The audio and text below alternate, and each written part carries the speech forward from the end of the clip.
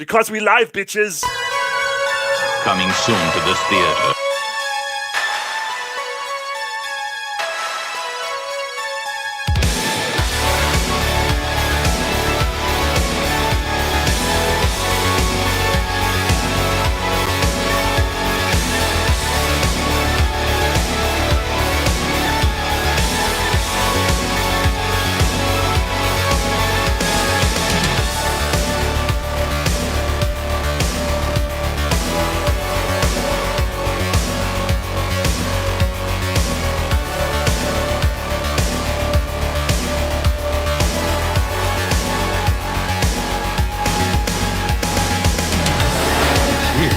It's alive.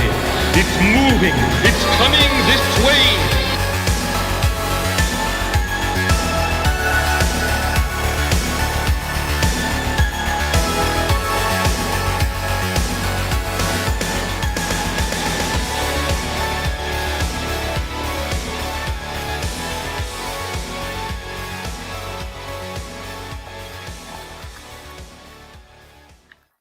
What is up, everybody? It's your boy. It's your man. It's Brian. Here to present to you another week of CG Horror Movie Club. The club where, what do? We watch horror movie, bitches. Well, that's a nice way for me to endear myself to the audience, is calling you, is insulting you and calling you names. Sorry. Yeah. Wait, hold on. Let me adjust this a little bit. Get a little bit closer on my handsome, sexy face. What up? For those of you who have never been here before, just so you know, concept of the stream is we agree to watch a horror movie ahead of time. We watch it, then we get together and discuss it. It's always a movie that's not behind a paywall, so that way you can always check it out free of charge before the stream or after the stream. So if from listening to the stream you think to yourself, damn, that sounds like a cool movie, guess what? All you have to do is click the link in the description and it will take you to a free version of the movie. It's usually a link to a site like Tubi or Plex or Peacock. That's to say a website where they show the movies unedited, but they do have commercials, but it's not like a really annoying, invasive amount of commercials. It's actually like way less than it, if we were watching like regular TV. Because we want to make sure that, that we don't get you hyped and jazzed to see a movie and then you can't find a copy of it or you got to shell out dough. Anyway, let me bring on my co-host, whom without I would be completely lost. My boy and your boy, definitely your boy. That's for damn sure. Matt Butch Cleaver Burke, son, what is up? What's up, man? I'm here just about to be metal movies and Mickey's right here, man. Ooh, everyone's Mickey's, like to what's drinking that? in 40s in the CG, so I figure I can get away with drinking Mickey's today. 40 dog, hell yeah! God damn, man. What is the second best malt liquor on the planet? The first is Carlsbad by fucking Elephant by Carlsbad. Elephants are fucking awesome, man. I love those. Yeah. Those are after like having 2 or 3 of those. That was my father-in-law's his favorite beer. God bless his soul. Yeah. Well, because you think of like malt liquor as trash, and then you have Carlsberg Elephants, and you're just like, wow, this is actually good beer. Like, this is where the shit came from? The fuck? Oh, dude, it's been so long since I drank a 40. I remember though, the worst swill I ever had. I mean, absolute fucking piss was the stuff that they sold on the Lower East Side. It was called Midnight Dragon. Ooh. And it wasn't, normally you get a 40 dog, you're just like, okay, like $2.50, $2, $3.50, $1.75 for a 40 of Midnight Dragon. Yeah, this was like gutter punk. it feels like the roof of your mouth is on fire with like acid and flames, like when you're drinking it, But I don't know. I usually do like 3 a year. My malt liquor days cost about $1.25 for a 40 of Schlitz Bull. Sometimes you just want a pound of 40, though. You know what I mean? You want to sit there and just chug a lot. That was pretty young then. That's a long time ago, but it's like $1.25 for a 40. Well, I would play God of War and drink them like every 3 months. That's the point of the 40 is that if you let it get like warm, like piss warm, it's going to be really nasty. So you got to chug a lug that thing. Yeah, chug a lot. Yeah. And let's also greet my man Pops. What up, Pops? What's up? We're Thank you so sporting the much. hat. Check it out. We're doing the Yeah, no, it's thing. badass, dude. I love that. I want to put the lips on the front of the RV, Oh, dude, that'd be fucking badass. right? Like just like a smile, between the headlights, big old smile there. And Well, and I was also on the thinking, side, you got to get like somebody to like airbrush like a big we're gonna wrap it. like a big painting We're gonna of wrap like it. you like looking like you're in like a Frazetta painting with like all ripped and shit. Yeah, we're Or gonna the dank dealer. I wrap would think the the dank RV dealer though. too. That's what I mean. We're gonna put a wrap around it. I want the lips on the front. I want the Madness logo on the back with Crom. Reading Yeah, the man. comic book, the Madness logo back there. And I don't know about the sides yet, man. It's like because we got sponsors and we got the CromCon Roadshow. We got to have some kind of big logo up there for that. And I don't know, man. It's like Rich wants to design the wrap. I'm like, No, you'll figure something out. everybody's gonna have a hand in it. But I know one thing for sure: the front bottom right or the front bottom. Yeah. All around, wrapping around the front tires and shit's going to be like a NASCAR. Everybody's stickers from their comic books going to be on that thing. Man, it's that'd be badass. Nice. All you guys badass, bro. that got stickers and stuff, we're going to have your Yeah. logos all over this fucking, just like man. a NASCAR, down where all the sponsor ones are. Yeah. Just like that, man. So, I don't know. I'm going to have That sounds tight, man. That sounds tight. Let me just take a real quick sec just to say yo to everybody in the chat. Lorenzo Sleestack hanging out. Thank you so much for stopping by. Made in hell. So good to see you, darling. And ID Crisis, always a pleasure to see you too, bro. Anybody that's tuning in, smash that like button and hit the subscribe and ring a ding ding dong the bell. Like I said, I'm not telling you what to do. It's just a polite suggestion. Anyway, let's get into a little bit of horror news. I don't know if you guys know, but have you ever seen the movie Terrifier? Yeah, that shit's tight as fuck. I've seen it like probably 2/3 of the movie. I like for some reason I fell asleep towards the end, but man, that beginning was terrifying. We've talked about before, when you sit in the cafe with the girls, that clown. Yes. Oh man, it's scary. Then it just Art the Clown. But what's up? It's part 2 news or what? Yeah, man. As a matter of fact, I believe it says it's release. Oh, and this is the interesting thing too. It's Terrifier 2 is releasing in 800 plus theaters. It's actually getting a theatrical release, which the first movie didn't. That's dope. And I'm surprised that they're actually not like changing the title, because that's normally what they do if there's a film that does really well in video, and then if it has a theatrical release for the sequel. I think it's when is that coming out? That's coming out. I thought it was coming out already, soon. but I just watched Halloween. Was it Halloween Kills? I watched it again last night because I didn't see the ending, and that's like the whole, meat and potatoes of the concept of where the franchise is going is the fucking last 10 minutes, right?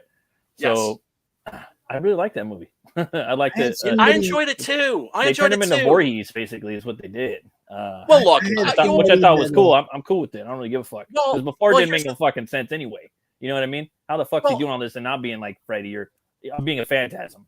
Now he's the shape. Now he's the shape. Yeah, he's possessed. Yeah. I mean, that's how I always saw spirit. it. Is that there's I had somebody in my inbox the other day, Brian, that's also going to be making some big announcements in the near future that's big in horror. Oh. And they were in my inbox and they're like, hey, can I come on your show sometime soon this month? And I'm like, of course you can. Of course you can. That's cool, man. And yeah, I think I'll make sure that we invite you guys to that show. Hell yeah, man. That'd be cool, man. One dude that you had on your show, was it Lucifer Storm, I think his name is. Oh yeah, Lucy's awesome. I got the Ed Gein books. I got 1 and 2. I can't wait for the next ones, man. I really want to get those when it launches. That's the plan. I haven't read them yet, but I got them, dude. He's got a really good artist on there. And, I keep hearing. Christian Rossi, man. Christian Rossi's badass, dude. Yeah, he's done a lot of alternative stuff, and he was in a Blood Rain he did one of the chapters in the Blood Realm books that I bought. Yeah. I did a little review on that last week. Good stuff. Love that. Yeah, man. I've heard nothing but great things about that Ed Gein book. It sounds It's awesome. it's fucking it sounds awesome. like a trip. But hey, let's take a quick little peek here at the Terrifier trailer and hope that we don't get yanked offline. Just We're 20 seconds also at going a to be time. talking about the new Hellraiser, which is also dropping this month. I seen a commercial for that. It looks pretty cool. 20 seconds at a time, I think so Brian. Don't too. show the whole thing. I know. Break it up in the middle. I know, and it's just such bullshit because it's a fucking commercial. I know. It's a game. I know. They don't Most want things us to in share games. their stuff, man. I know. It's just such bullshit. Stupid. Yeah, it is. Do not ask Kamara? He wants to dress up as a real guy who murdered 9 people last year. Oh, you're not doing that. It's just a costume.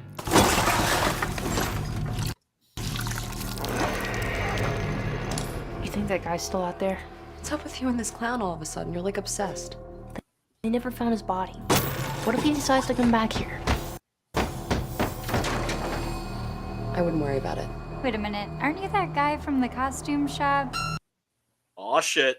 Sir, what are you doing?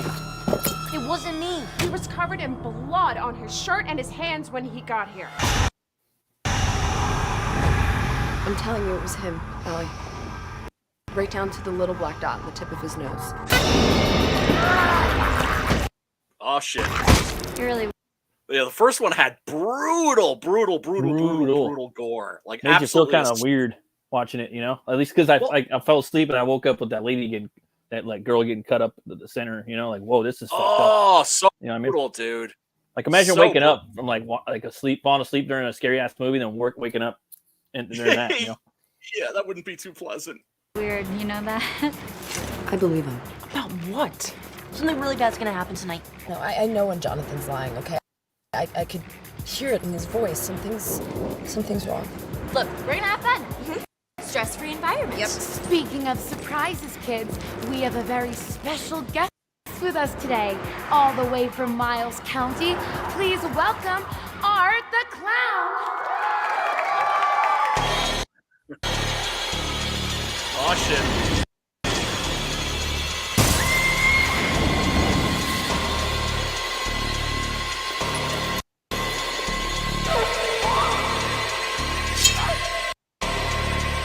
Whoa.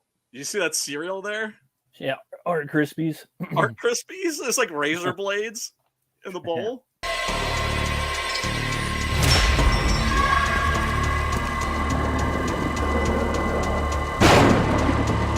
Ooh.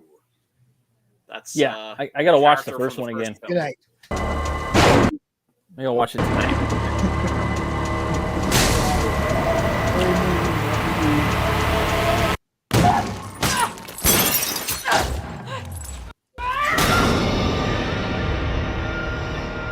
Looks pretty tight. Yeah, it does.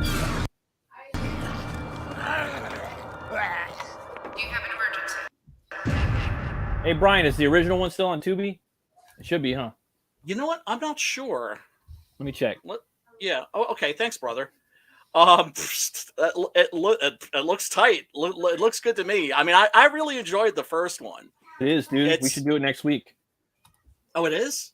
Yep. I want to watch Oh, it. okay. All right. Well, I mean, we might have Peter Gilmore on Oh, for we might. Hands of the Ripper possibly. But let me check with Sweet. him, and if he can't make it, then we'll definitely do Terrifier. Yeah, I want to see it again. It's a good movie. It's a retro 80s slasher. Hell yeah. But at the same time, it like brings the gore. Yeah. So it's not, I mean, it's like a full bore splatter movie. It's not like one of those movies where it's an homage, but it ends up being kind of like a satire. Yeah. It's Like you know, Hatchet? it was, yeah. I mean, it's A little bit. yeah, no, it was sincere. Like it was sincerely mean spirited, Hmm. which I like you Hatchet know, too. A lot. Yeah, no, I like that one too. I still haven't seen. Was there a 3? And then there was They made Victor 4. Crowley, right? The second one was just as good as the first one, if not better. Sometimes Yeah, it's I like thought the so. horror movies. I've noticed, like for some reason with horror movies, it's like they get their shit together on the second one. They get more money, and they kind of blow all their Yep. load in the second one sometimes. Yeah, Yeah, that's what The this third looks one like. was okay, and then the fourth one I think was better. But they're all pretty good. They're all decent. It's just like it's a throwback horror with fucking Kane Hodder, and they have a bunch of random, actors. Like Other Swamp Thing horror was actors. the Swamp Thing actor, the new Swamp Thing, Derek Mears, the guy. He played a bunch of different horror characters. He was in the Hills Have Eyes remake. He's a big dude. He was in there. Played a SWAT team kind of guy going after Crowley in the swamp. Oh, really? Oh, that Yeah. sounds tight. Is that in 3 or is that in 4? I think that's dude, I can't remember. I think it's 3. But Okay. they're all pretty fucking good, dude. Like they're all decent, There's another movie by that same director. Is it Adam Green? Adam I Green, think, yeah. Called Within the Marrow, Oh, okay. which is about monsters that live in this like underworld. Basically it's like Midian, but it's everywhere, Oh, okay. right? Makes sense. And the monster designs in that were fantastic. It was like not really a found footage movie, a mockumentary. Oh, okay. And tongue firmly in cheek, but with some like genuinely startling moments. I definitely recommend checking that out. Like that's a movie that I really enjoyed, that I thought had an interesting mythology that hasn't really gotten a lot of attention. The other major thing that's coming out this month, there's a lot of major shit coming out this month. Of course, Halloween Ends. I really liked. I mean, look. Here's the thing about Halloween Kills. It's Halloween 14, Right. so you go in with your expectations somewhat lowered, right? Oh, Yeah. Clint's here. What up, Clint? Hey, Brian. What's Sorry up, I'm brother? late, but I'm glad I'm here. What's up, man? Clint? No worries, Hey, man. guys. How's it going? No worries, man. Good. We're just going over some horror news. Have you seen the trailer for the new Hellraiser? I have seen pictures. I haven't seen the trailer yet, though. Pictures and so I think like a GIF or something. I saw some part of it that was animated. Really creepy costume design stuff going on. Yes. And here's the thing with I know some people are mad about like the gender swap with Pinhead. Oh yeah, It's OG, right? It's That's OG, right. right? But I think it is. No, I heard that because they could never never nail it down. You know what I mean? It's still even I heard it from multiple people. Even Aldous, I was on a chat last night with him, and he was saying, yeah, they never nailed it down. And I was talking about Candyman. He's in the book. He's not black. He's British. He's a white dude. You know what I mean? It's they change things sometimes. And that's fine. And that's cool. Yeah. The original Candyman's fantastic, and I love it. And like I said, the new one is also fantastic. Completely like a really pleasant surprise. Like if you, I wasn't a big fan of it, but Okay, all right. I thought it was really clever. Clever concept, but I just didn't like the execution. Okay, Nail it down. Right. It's but you would say it's worth a peek. Oh, for sure, dude. Yeah. Okay. To me, it was like kind of a tease. Well, I don't want to spoil the movie, the concept of it. You know what I mean? But right. Let's just say Tony Todd is Candyman, and he always will be Candyman. Just like Blade is always Wesley Snipes. He'll always be. Right. For me, they're just in Robert Englund's. There's just certain characters that are for me, that are like you can't recast them. Yes. Yeah. Without a doubt, as opposed to like Dracula and Frankenstein monster and like all the classic monsters where you can just rotate actors because there's something about those characters where, it's like, really, do we need like another Dracula? Do we need another Frankenstein? Do we need another whatever? Yes. Fill in the blank? Yes. Always. Yes, we do. Yeah. There's something about these stories where they need to be retold over and over and over again for new generations. And then, of course, it's always interesting to see how different artists reinterpret those characters. Clint, by the way, has a comic called Clint Stoker's Dracula. It's a bit of a meme, but it did feel like it had to be done. Yeah, it did. Has that shipped yet? Yes. Fuck, I don't think I backed that. Yeah. I will want to get my my next disbursement though. God, there's so many books I haven't backed just because I've been a broke ass bitch. Dude, I'm sorry, everybody, if I haven't backed your book. No, hey, no worries. I totally get it. I've even looked through. I've got a pile of unread crowdfunded books. I've got a pile of unread old I like omnibuses and graphic novels and things, in general, like older reprints and stuff. And then the crowdfunded books, I'm like, oh my gosh, I just need more time to read. And I want to keep buying more books, but at the same time, I'm like, I gotta slow down in order to catch up. But Right. Oh, I'm sorry. I forgot to unmute Pops because he went to take his dogs out. Did he mute himself? Wait, hold on a sec. Well, first let me open Mime Show. the Hellraiser trailer. Wait, hold on. Oh, snap. Okay. All right. No, Pops There it just is. muted himself. It's all good. But anyway, yeah. Let's take a quick look at this. Like we were saying with the gender swap with Pinhead, to me actually kind of makes sense because the woman playing Pinhead, I don't know whether it's natural or not, but she's very well endowed, and so there's something there was always something fetishy and S&M about their Cenobites. outfits, Yeah. about the Cenobites, right? So if anything, that creates that attraction repulsion dynamic, right? Where you're like drawn in and repelled at the same time. But let's take a look at this. And of course, folks, I apologize if I have to pause every 30 seconds, but I have to pause every 30 seconds. So we don't get yanked off the YouTubes. Beautiful, isn't it? It's really nice. You can hold it. Sneaky motherfucker. What is it? It's a puzzle. And it's almost finished. Keep going. So if I solve it, do I get a prize? Oh, yeah. It's obviously like a new design on the lament configuration. That looks kind of cool. I do.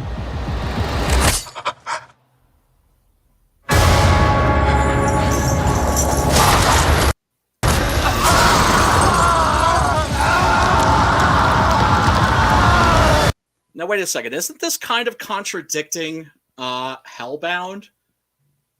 Right? Where it's not hands that summon us, but desire.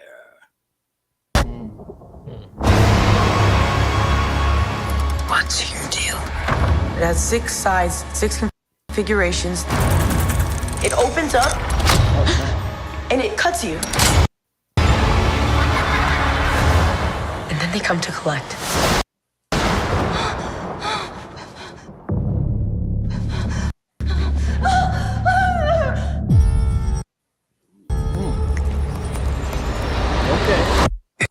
New Cenobites. It's time. Greater delights await. We wish to see you proceed. Feed it. Their blood. Their pain. All for us. What is it you pray for?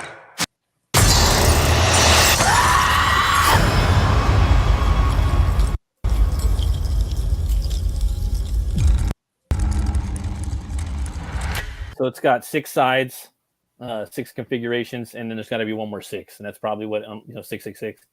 Right. That's what unleashes the Cenobites. I like the new designs. The voice sounded too. cool too. You know what I mean? You couldn't really tell it was Yes. female. You know what I mean? Yeah. I'm not gonna hate on it. It's not. And the last kind of rebooty thing they did with Prey, I like that movie too. I thought that was pretty cool. I mean, I there's enjoyed little it as well. It's definitely couple design things I wasn't real big on, but it was same still here. tight. But it's still easily the second best Hellraiser sequel. I mean, not Hellraiser sequel. It's the second best Predator sequel. It's pretty good. But yeah, this looks, and obviously they didn't skimp on the budget. This has like a kind of a lush You look could tell. to it. because like a lot of them I've seen on like a lot of the Hellraisers, and you could tell. I mean, this looks like Guillermo del Toro was like director of photography, handled it. You know what I mean? That design right there, that is freaky. Like, right? It really is so well designed. That's what Barker's on board. What I'm saying. Right, Barker's on board with this one. I know they're doing another like a TV show as well on another network. You were saying, yeah, that they're doing both a feature film and a TV series. I never really thought of Hellraiser being a franchise that lends itself towards anthologies. I don't know if that's what they're planning. I mean, some of the Hellraiser comics were really, really good. Well, I mean, we talked about it before, but I know for sure they were going to do like a Game of Thronesian style with like clans and houses of hell with Hellraiser. Yes, about 10 years ago. If you Google all the concept art, it's fucking badass. Looks like Mortal Kombat, like when they go to the Nether, the different realms and shit. I don't know if you played Mortal Kombat. I think it was 10 or something. Yeah. But it looked cool, and they redesigned Pinhead. He had probably like a third of the amount of pins in his head, big fat ones, like 9-inch nails, and he just had he had a big sword. Yeah, dude, and he had a big sword, and I was like, wow, that looks pretty fucking metal, dude. Like that looks like he almost warrior-esque, like he was gonna go fight some demons or something. I was like, okay, I could totally get behind that. And there's different clans and houses and political shifts, like Game of Thrones. Right. It sounds a little bit like Lord of the Rings, but like told from the point of view of Mordor. Exactly. That's kind of how Blood Realm is. That book, awesome. Yeah. Hail Andy A. Hey ho, all you bastards! How's it going? What up, Andy A? And also WD Smith in the house and the Hizzy for Shizzy. Yeah, everybody, thank you so much for joining us. We really do appreciate it. And let's see. That's a cool design, dude. Look at her neck, bro. Look at all the God. You can't say it looks bad. I mean, if you're just saying that, it looks stupid. It's like you're not even at least admiring. Yeah, then you're not being. Yeah, then you're not keeping it real. And when I seen the chains go through like that, it just made me think. Oh, side note, sorry, I just got like ADD. Tom McFarlane's announcing some Spawn movie news today, so I saw the chains go by, and I just thought of that. But dope. Interesting. Yeah, well, I mean, look, it can't be worse than the original Spawn movie. Oh, which has some great stuff in it. Charm, right? It's charming, like you say. It's a charming movie, in my humble opinion. Yeah, it's watchable. It just has like the ending is really bad, and it has like the worst CGI you've ever seen. Malbolgia with that big jaw, like like trying to like pronunciate, like articulate like words with his with his mandible.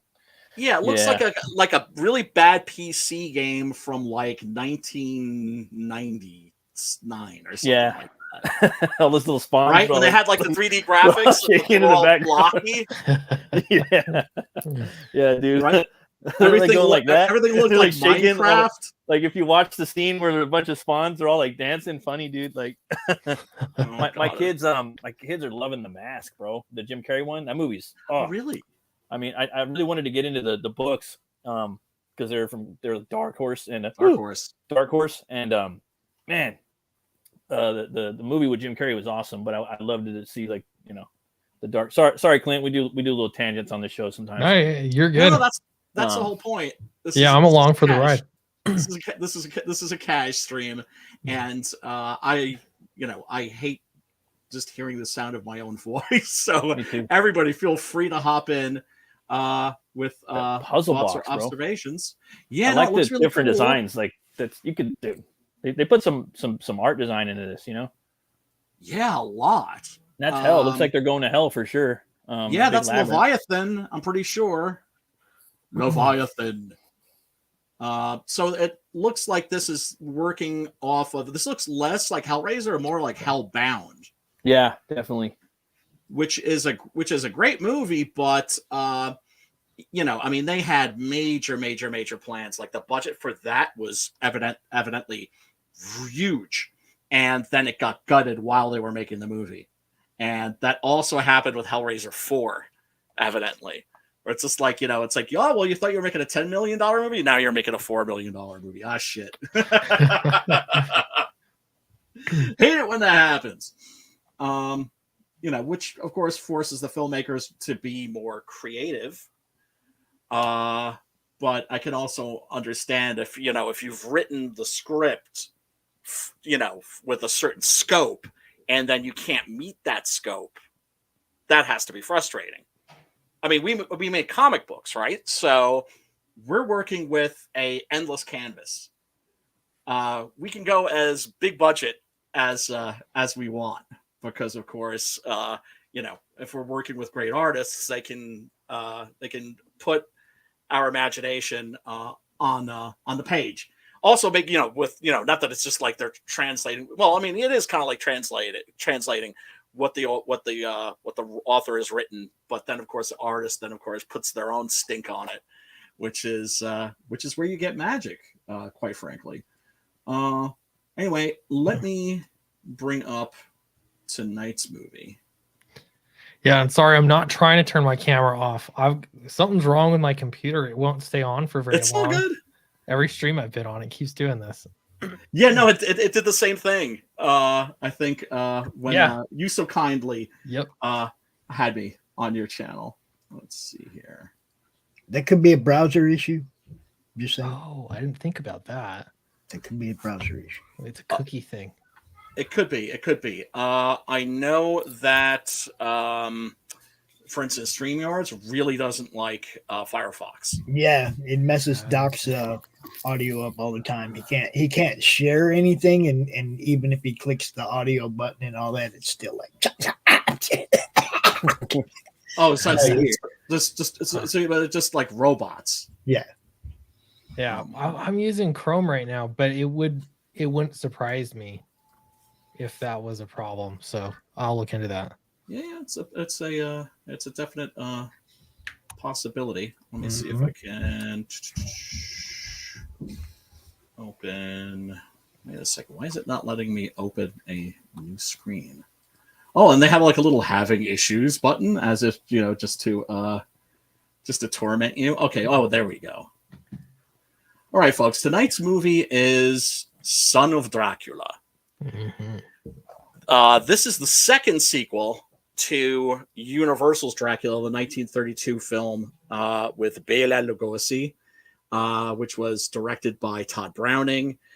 What's interesting is that, Dracula gets killed. He gets staked at the end of Dracula. So they were like, okay, well, we want more Dracula, but Dracula's dead. It hadn't occurred to them yet, like it did in the Hammer movies with Christopher Lee, where they were just like, well, can't we just bring him back from the dead? I mean, it's a supernatural creature. Can't we make up our Why own not? rules? Yeah. Right. This didn't occur to them until, I think, what was Dracula Prince of Darkness, which was the third film in the Hammer Dracula series. Because the second one was Brides of Dracula, in which Dracula isn't even in the film. It's Count. He had a great name too. It was like Count Manfred, or it's going to come to me, of course, after the stream is over. Anyway, the first sequel in the Universal's Dracula series was Dracula's Daughter, which is an incredible movie. It was the inspiration for Interview with the Vampire by Anne Rice. It's where she got the basic idea, because it's about a vampire who's not happy being a vampire and is conflicted over her place in the world, and conflicted over what she is, even though none of it's her fault.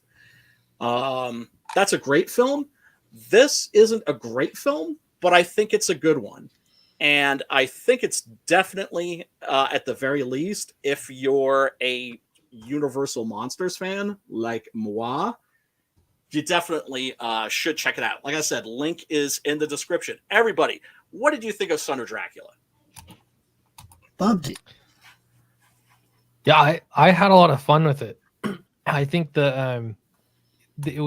it's actually been a while since I've seen a black and white movie. I'm trying to remember what one the last one is. Maybe Arsenic and Old Lace, something like that. Oh wow! But I'm in, and I love some. Oh gosh, I'm sorry, I'm so tired. No, it's all good, brother. It's like all good. Psycho, the birds, Right. I love that stuff. But yeah, this was fun for me to watch, and I was kind of paying attention to the visuals. Whenever I watch a black and white movie, I kind of think of it as a play rather than a movie. I don't know why. I just because of just how I guess camera angles and stuff like that. So, yeah, I thought it was a ton of fun. I like the themes too because I did some of those. It's like, man, back then you were still worried about Dracula because he'd take your girl, basically. Yeah, man. Like that's the same concept. Yes, mackability with the ladies. Yeah. In the original novel, that's kind of what Dracula represents. You have this very uptight Victorian England, and in comes this force that is just raw, and it's evil, of course, but there's also something sexual there. Mm. And in this, we have Lon Chaney Jr. Playing Alucard. Okay. There's a lot of firsts in this movie too. A lot of firsts in this. Yeah. This is the first Dracula where Dracula actually looks like Dracula the way that he's described in the novel, with the graying hair and the mustache. Yeah. This is the first time that you see a vampire turn into a mist. Oh yeah, yeah. And God, there's a couple of other things in this too that I think Alucard too, right? Oh, and Alucard. Yes. Gee, that's not too on the nose, is it? Like that's really hard to figure out. Well, he was reading it too, and he had it like each letter Yeah. sitting at a slant, Yeah. You better say something about that shit. Yeah. It's like Yeah, practically. They addressed it basically in the first minute of the film. Which is what makes it work, and which is Yeah. why they get away with it, because never assume that your audience is dumber than you are. Yeah. And always assume they're at least as smart, maybe even smarter than you, and you'll be all right. Alucard, boy, that's been used a lot in media. Very notably in the Helsing series, where Dracula is called Alucard. If you haven't seen it, it's like a anime series that is out of this world. And then there's Helsing Ultimate. Also. Oh, and it's also in Castlevania, of course. That's where the first place I heard it was Monster Squad, and oh, it's in that too, isn't it? Yeah, and that's and I saw that, and then when I played Dracula's Curse, Castlevania 3 for Nintendo, you get to turn into that dude and throw like blood balls at people and turn into a bat and fly around. It's pretty gangster. Who was the son Nintendo. of Dracula, right? Mm-hmm. Yeah. Right. And this, it's not the son of Dracula; it's just Dracula. It's just straight up Dracula, right? Yes. But I guess they felt like they needed to call it Son of Dracula because they'd already, I think, done Son of Frankenstein, which is nowhere near as good as Bride of Frankenstein, but is still an incredible movie. I'm happy to see these movies turning up now on Tubi and other free streaming platforms. Folks in the chat, what up, ID? Hey, man. He says, I wish I could be on a stream with the two guys that turned me down to write my comic. Did I really turn? Yeah, I know. I think we discussed that. Dude, if you ever need any help with that damn thing, let me know. I never turned you down. Yeah, what do you mean? What you talking about, ID? Well, you showed me. I was like, oh, that looks badass. I've turned down a few people, but it's just like, I just don't have time. Yeah. And I think that's what happened. I think that's when I was really busy. I think that's when I was working on I had like 4 things, 4 irons in the fire, and I was actually turning down work because, I don't want to agree to do something unless I know I can do it and I can give it my A game. And you don't want to half-ass it. No. Which is, first of all, is just the professional way to behave, and also, you're putting stuff out there with your name on it. It better be the best that you can make. Especially in like around the comic book circles, the indie books and shit. You don't give it your all, they're gonna question it and stuff. And rightfully so. Rightfully so. I mean, we've all seen people half-ass it before, and it's insulting. And what up, Bronson Gorilla? Good to see you, brother. Hey, did he do your trailer, that Bronson Gorilla? Yeah, he sure did. He sure did. That's awesome. Oh, it's tight. It was tight, but it was too long. It was too long. It was like 3 minutes long. It was like this big epic, and it was freaking amazing. But then it's like, oh crap! It's like people like tune out so fast. It's like you have to. That's just the way the government set things up a few years back. You know, it's just now society's like that now. You know. Oh yeah, no, I know. Like I could go in fourth grade. I could go and watch fucking Bram Stoker's Dracula and watch the whole thing. I could. A kid like my kids, they can't. You know, they have trouble watching Batman, the Michael Keaton one now. They like lose. You know, but they still because I'm training them. Like, hey, be like chill out, watch the movie. It's all right. You know, because I don't get them on the devices as much, but it's just the way things are set up now, dude. You know. It's true. It's true. In their defense, the 1989 Batman is trash.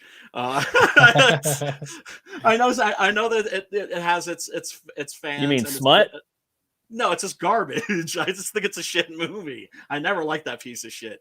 But ID Crisis is here. What up, ID? What up, ID? Can you hear me okay? Yeah, absolutely. Yeah. Okay. No, I'm at work, so I just jumped in the car real quick to just and say, hey, what's up? We gotta support the stream. Thanks, brother. Thanks. Yeah. But just to the thing earlier, just to get it out of the way, the reason I was laughing about it is because it was Clint that turned me on to you, Brian. Oh no shit. It was a nice too. Well, like I actually felt bad about it because he's like 2 paragraphs. He was like really sorry and explaining why he couldn't do it and stuff. And I'm like, man, this guy took time to really like let me down easy, a complete and total stranger. But then I was like, but he's writing all the time. He probably cranked this out in 30 seconds. You know, like he's not like hunting and pecking on the keyboard like yours truly. Like, where's that I? And I referred a few people, I think, to Brian and Vaughn as well, but. Thanks. Well, I think it was like you don't want to turn down, you know, opportunities to write, but I've had a few times in the past few years that's like so slammed, like it feels terrible. Well, and that's the thing. I mean, you could see like all the laughing emojis. I don't hold anything against anybody. I just think it's funny. They're both here, and because well, of course, I think in Brian's defense, if I'm not mistaken, I think that was right before or right after, and then only then did I learn that your mother had passed away. It was back then. Yeah, I was kind of it was a rough time. You know, I still managed to run and fulfill a campaign while all that was going on. I didn't want people to know, of course, because of course it's depressing. People don't need to know that shit. Well, right, and it happens to the best and the worst of us, no matter what. But I think that's part of what it was, and because the last time we talked about it, and I was like, you know what, I can't really remember what it was. You were probably just busy, and then was like 30 minutes after I got off, I'm like, I remember. You were going through family stuff, but anyways, I just want to talk to both of you at the same time. I was the pinball in your pinball machine, going from one bumper to the next. But doesn't that tell you a lot about Clint, right? Clint's a good dude, man. He was so nice that he shuffled me off to you. Yeah. I was talking to my wife the other day with some artists. I mean, look at the list of artists I've worked with, you know, not just line artists, colorists, you know, all sorts of artists, graphic designers. And I thought, I think my style is assertive but kind. Trying to manage it's hard, but but yeah, I mean, artists can be emotional people. We're not always as refined as we'd like to be.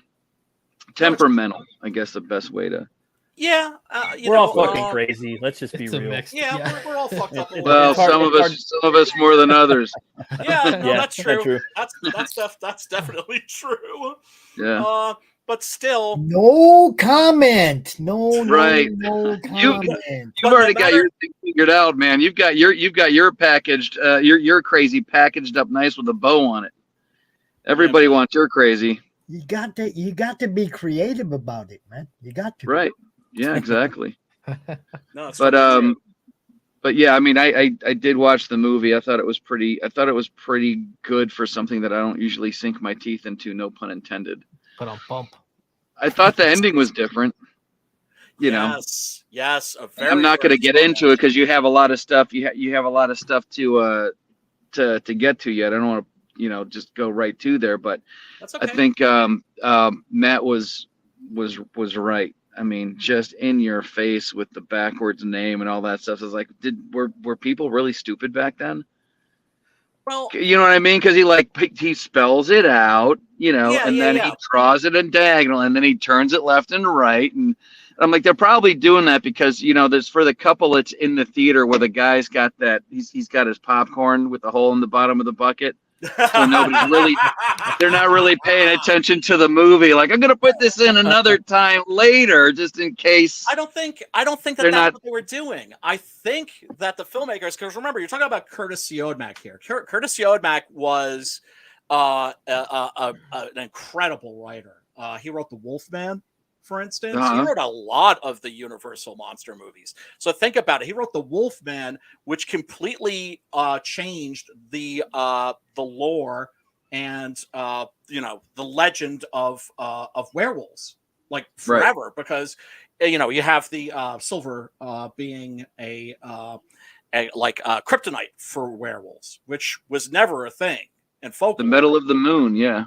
Yeah, instead it was something that you could use against vampires, and he just sort of jacked that and added it to the mythology, and now it's just a part of the mythology.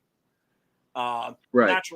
Naturally, anybody does their own thing. They can create their own mythology. There's always what they refer to as the rules, right? What can these creatures do? What can't they do? What are their weaknesses? All of that stuff. Their weaknesses are being shiny and sparkly when the sun shines. Oh yes. Oh, look how pretty. All right. Yeah. All right. Everybody. All right. Okay. Zombies do not eat animals. We should get a T-shirt. Vampires do not sparkle. Werewolves do not play fucking basketball. They rip people apart. Hey, Brian, can we make that a T-shirt? The front could say or volleyball. And the back could have those three things listed. I think that would be a pretty awesome shirt. That would be cool, yeah. I like that. Yeah, that's pretty good. This poster here, is that what you're talking about? No, your three rules for. No, the three rules. Yeah, zombies don't. Yeah, zombies don't run. Vampires don't sparkle. Werewolves don't play basketball or volleyball. Yeah, I think that'd be kind of cool. Was there like a team? What was that? HMC right on the front, boom. Teen Wolf 2, Jason Bateman, or volleyball, right? Yeah, they box, dude. They got a box. Was it boxing? Was it boxing? He was boxing. Was Bateman in part 2, and then Michael J. Fox was, he was playing basketball. I like both those movies. I liked the second one a lot when I was growing up, and then as I got a little older, I really liked the first one more. Well, that's the thing. I do agree with you, though. It's a different, it's not scary. Where did I get volleyball from? It's fun. Oh well. Top Gun, maybe. Yeah, maybe that's it. Yeah, exactly. Wolfman, that's it. Wolfman, the rear seater. Right. There you go. Okay. Did want to make that one little announcement, Brian, about the CG Horror Club Classic replays every Saturday at 11 a.m. on the Madness Comic Network. Oh, hell yeah. Thanks, Pops. The network. Yeah, we do. I like that poster, though. I like the color Isn't palette. that great? Oh, it's so good. Yeah, purple and the dead green, and then the the gothic royal purple. You know what I mean? Yep. Joker colors. Interesting Joker. little detail here too is that you'll notice in the credits that Lon Chaney Jr. is just listed as Lon Chaney. His real name was Creighton Chaney. Yeah, tell us a little more about him. Sorry, because he had a kind of a fucked up dynamic with his father in the acting. Situation, right? He did. Well, I'm gonna go back inside and listen. Okay. But thanks for letting me. Thanks for letting me jump in real quick. Oh no, any old time, brother. Yeah. Thank you so much for popping in. Good to see you. Good seeing you again, Pops, Clint. Yeah. You bet. Yeah, great to see Matt you. And Brian. All right, take it easy, guys. All right, peace out. That motherfucker. No, yeah, Lon Chaney Jr. What a tragic character. he was named Creighton Chaney, and his father went out of his way to block his career. Mm. So you think of the opposite of nepotism. You think of the opposite of having an in, right? He said that they had to starve him to get him to take his father's name. And, you know, he was an alcoholic, of course. You know, here he was still very much in his prime. You know, in his later films, he's often visibly drunk on screen. His last sober role was in Spider Baby, which I think was 1967. Dude, you know who else was in that? Sid Haig. Yeah, I'm sorry, but I had to. Oh, we should do that some week too. That's a great movie. Yeah. That's a really good film. I've always wanted to write something about him. Interesting thing is that there's not a single good biography about him. He's kind of almost, I wouldn't say he's forgotten. Obviously, he'll never be forgotten. Not to monster movie fans, but there haven't been books about him like there have been about, say, Lugosi or his father or Karloff. You know, or Karloff. That gets haired over. Yeah. I'm sorry. Go ahead. This is, but yeah, no. This was also directed by Curtis's brother, Robert. But I'm sorry. You were gonna say something, Matt? Oh, I was just gonna say. What did you say his name was? Creighton Chaney. Creighton Chaney. That's like more of a badass leading man name, but it also sounds kind of like Creighton, kind of like horror name too. Like it could have went both names. That's a way cooler name than. But Lon Chaney Jr. is more marketable, but it sounds cooler. You know, in my opinion. I think so too. Another interesting little piece of trivia about him is that he was born dead.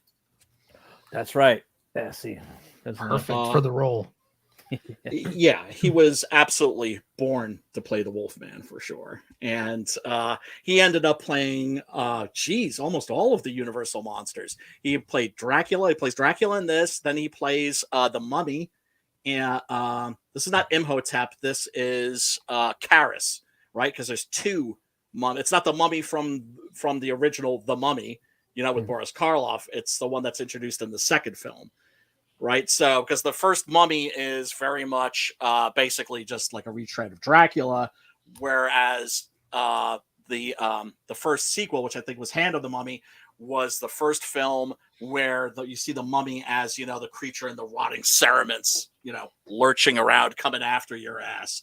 And even though he's like dragging one leg after himself, he still always catches up with you and, you know, chokes the shit out of you.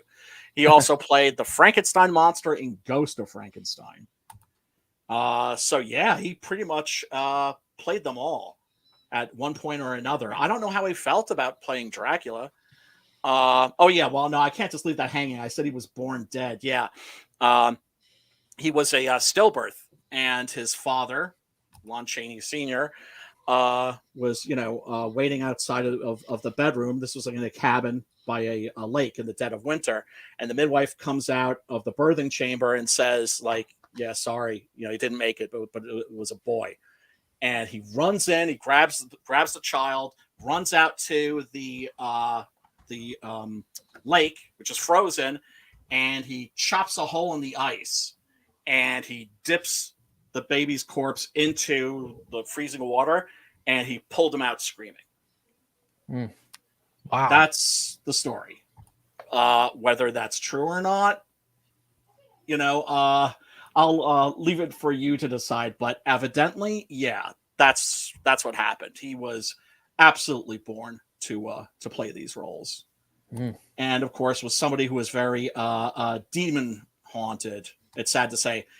Back to the Alucard thing. That was, I think, very much a case of knowing that, like, wait a second, the audience is going to get this really quick. So you have to acknowledge it. It's kind of like the opposite would be in Avatar with Unobtainium. I just remember watching that movie and thinking, unobtainium? Go fuck yourself, Obtainium. How about that? Right? I mean, and then people are like, no, but it's a real thing. I don't care if it's a real thing. It sounds absurd. And too on the nose. It's too on the nose. And On a then nosium. if you feel like you need to have that, then you have to have one of the characters acknowledge it. Like, go, what, unobtainium? That's a thing? Like, for real? Yeah, for real. Like vibranium, bro. And then it's done. And then, right? Then you're good. Then you can get away with it. But you can't just leave unobtainium just hanging out there. It's interesting too, because I always look at the I don't know, you'd call it maybe storytelling conventions at the time. Like, they're always changing. I mean, you even watch movies from the 90s right now, and just the conventions have kind of changed, a little bit. You look back here, and some of that more I think there's a focus on clarity of storytelling, which you see in anime right now today. Very like, clarity over everything else. And so I guess it leans on the side of telling you what's happening. But it's kind of, I don't know. I enjoy it. To me, it's like it's just an artifact of that's how they told stories, Yeah. Yeah. It's a different style of storytelling. And you could say that it's dated, but I think a lot of, especially this is a case with the youngins, they kind of don't understand the difference between old and classic. Yeah. Charming, right? Right. And that's one of the things about these old Universal monster movies. And boy, they made a lot of them. And yes, I have seen all of them. They're fun. They're a lot of fun. If you came out with this today, would it hold up? No, it would seem silly, of course. But there's still a this one certainly doesn't feel phoned in at all. And even though clearly it's a Dracula movie, I mean it's called Son of Dracula, it's got Dracula in it. I always felt very much a movie about falling in love with a bad girl. Falling in love with somebody that's just not good for you. And no matter how much you love her, you got to get rid of her. Right. Oh yeah, there she is. Yeah, I found myself taking a lot of screen caps of this young lady here, Louise Albritton, who God, that hairdo, man, the Betty Page, the bangs and everything. And she's wearing this top where it looks like you could see her nipples, but I'm sure there's got to be like a bra or something under there. But it's very sheer. It's really almost like a shroud that she's wearing. I mean, you see, especially when she's running, it's like practically see-through, which was pretty racy for the time. That's what I was thinking when I was watching it. Yeah, right. Me too. I was wondering about that.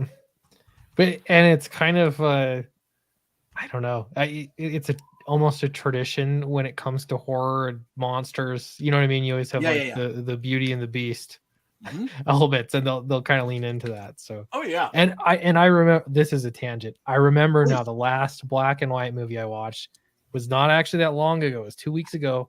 I watched Godzilla with my son. The original one, and it's on YouTube. There's all these free. They're putting all these free with ads movies on YouTube. Yeah, and it's been amazing. So yeah, we've been watching some Godzilla. Yeah, nice. I mean, it's that's what's so interesting about that one is that people will often, like, when it got a theatrical re-release, people were going to see it because they were expecting to laugh and chuckle the way they would if they were watching, I don't know, Godzilla versus Megalon, right? Where you're not laughing at the movie, you're laughing with it. Right? Yeah. And the original Godzilla is just a brooding horror film.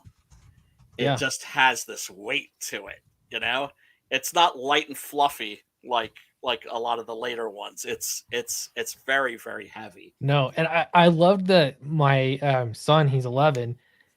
I was watching it and he just walked in the room and started watching it, and he was glued. Which was cool because I'm like, oh, it's black and white film, I'm curious. I kept asking him, like, are you enjoying this? And he's like, yeah, shh, you know. Oh, fantastic. Yeah, I mean, I always believe in like age appropriate sex education, age appropriate horror education. Yep. Right? You don't just like take like your 6-year-old and say, hey, look, I'm going to show you a horror movie, and then put on like Cannibal Holocaust. Whoa. You know what I'm saying? And that was the thing about the Universal monster movies. When I was a kid, those were kid-safe horror films. Yeah. Definitely. And they were like a gateway drug. And I kind of, that's what I love about that era, and I kind of miss it now. Like, it's like, I wish they would make, I mean, there's so many great movies that kind of fit in that vein, but yes, I love that because it's kids. A big part of it is mystery, and that is scary. I mean, that like so much, you know, in this film was just building mystery upon mystery, and the pacing went really quickly actually through the mystery as you're learning about everything. Yes, but that's what kind of built up in that element of horror without it being gore or anything, you know, super wild. Right, and it's moody. Yeah, and that's one of the things that you really don't see much in horror films these days is moodiness. Yeah. Because I was watching this last night, and I'd already seen it a number of times, but I remember watching it and thinking like, wow, like, I don't know, or like, are the boys going to feel bored by this? Are they going to be like, is this going to be too slow moving? But you seem to have enjoyed it. Matt, what did you think of it? Well, from the get, they're putting it in Louisiana. And you got Dracula in Louisiana, and he's going into plantations. So, like for me, you got the fog, you got the setting. I'm already drawn in, and then I get a kick out of how did they do it back then? What type of smoke and mirrors did they do? You know, from the 30s to the 40s. You know, because they're moving away from smoke and mirrors at that point, but they're still low tech. I like the scene where he comes up out of the swamp and he's coming out of the casket, and the camera's just moving with him. You know what I mean? You were showing it previously. And that's you know the highlight for sure. That was cool. That's the money shot. I was watching it, one of the scenes, and I think I went into the kitchen to get a Coke or some popcorn or something, and my wife was doing some laundry, and I was like, oh man, this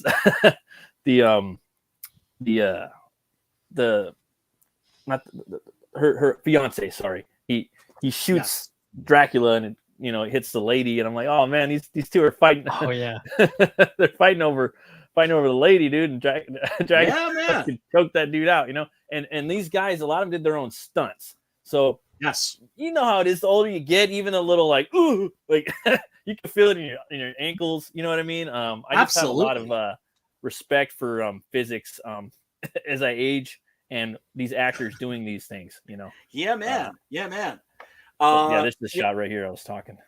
Yep. It's cool. Just a quick aside, another thing about Lon Chaney Jr.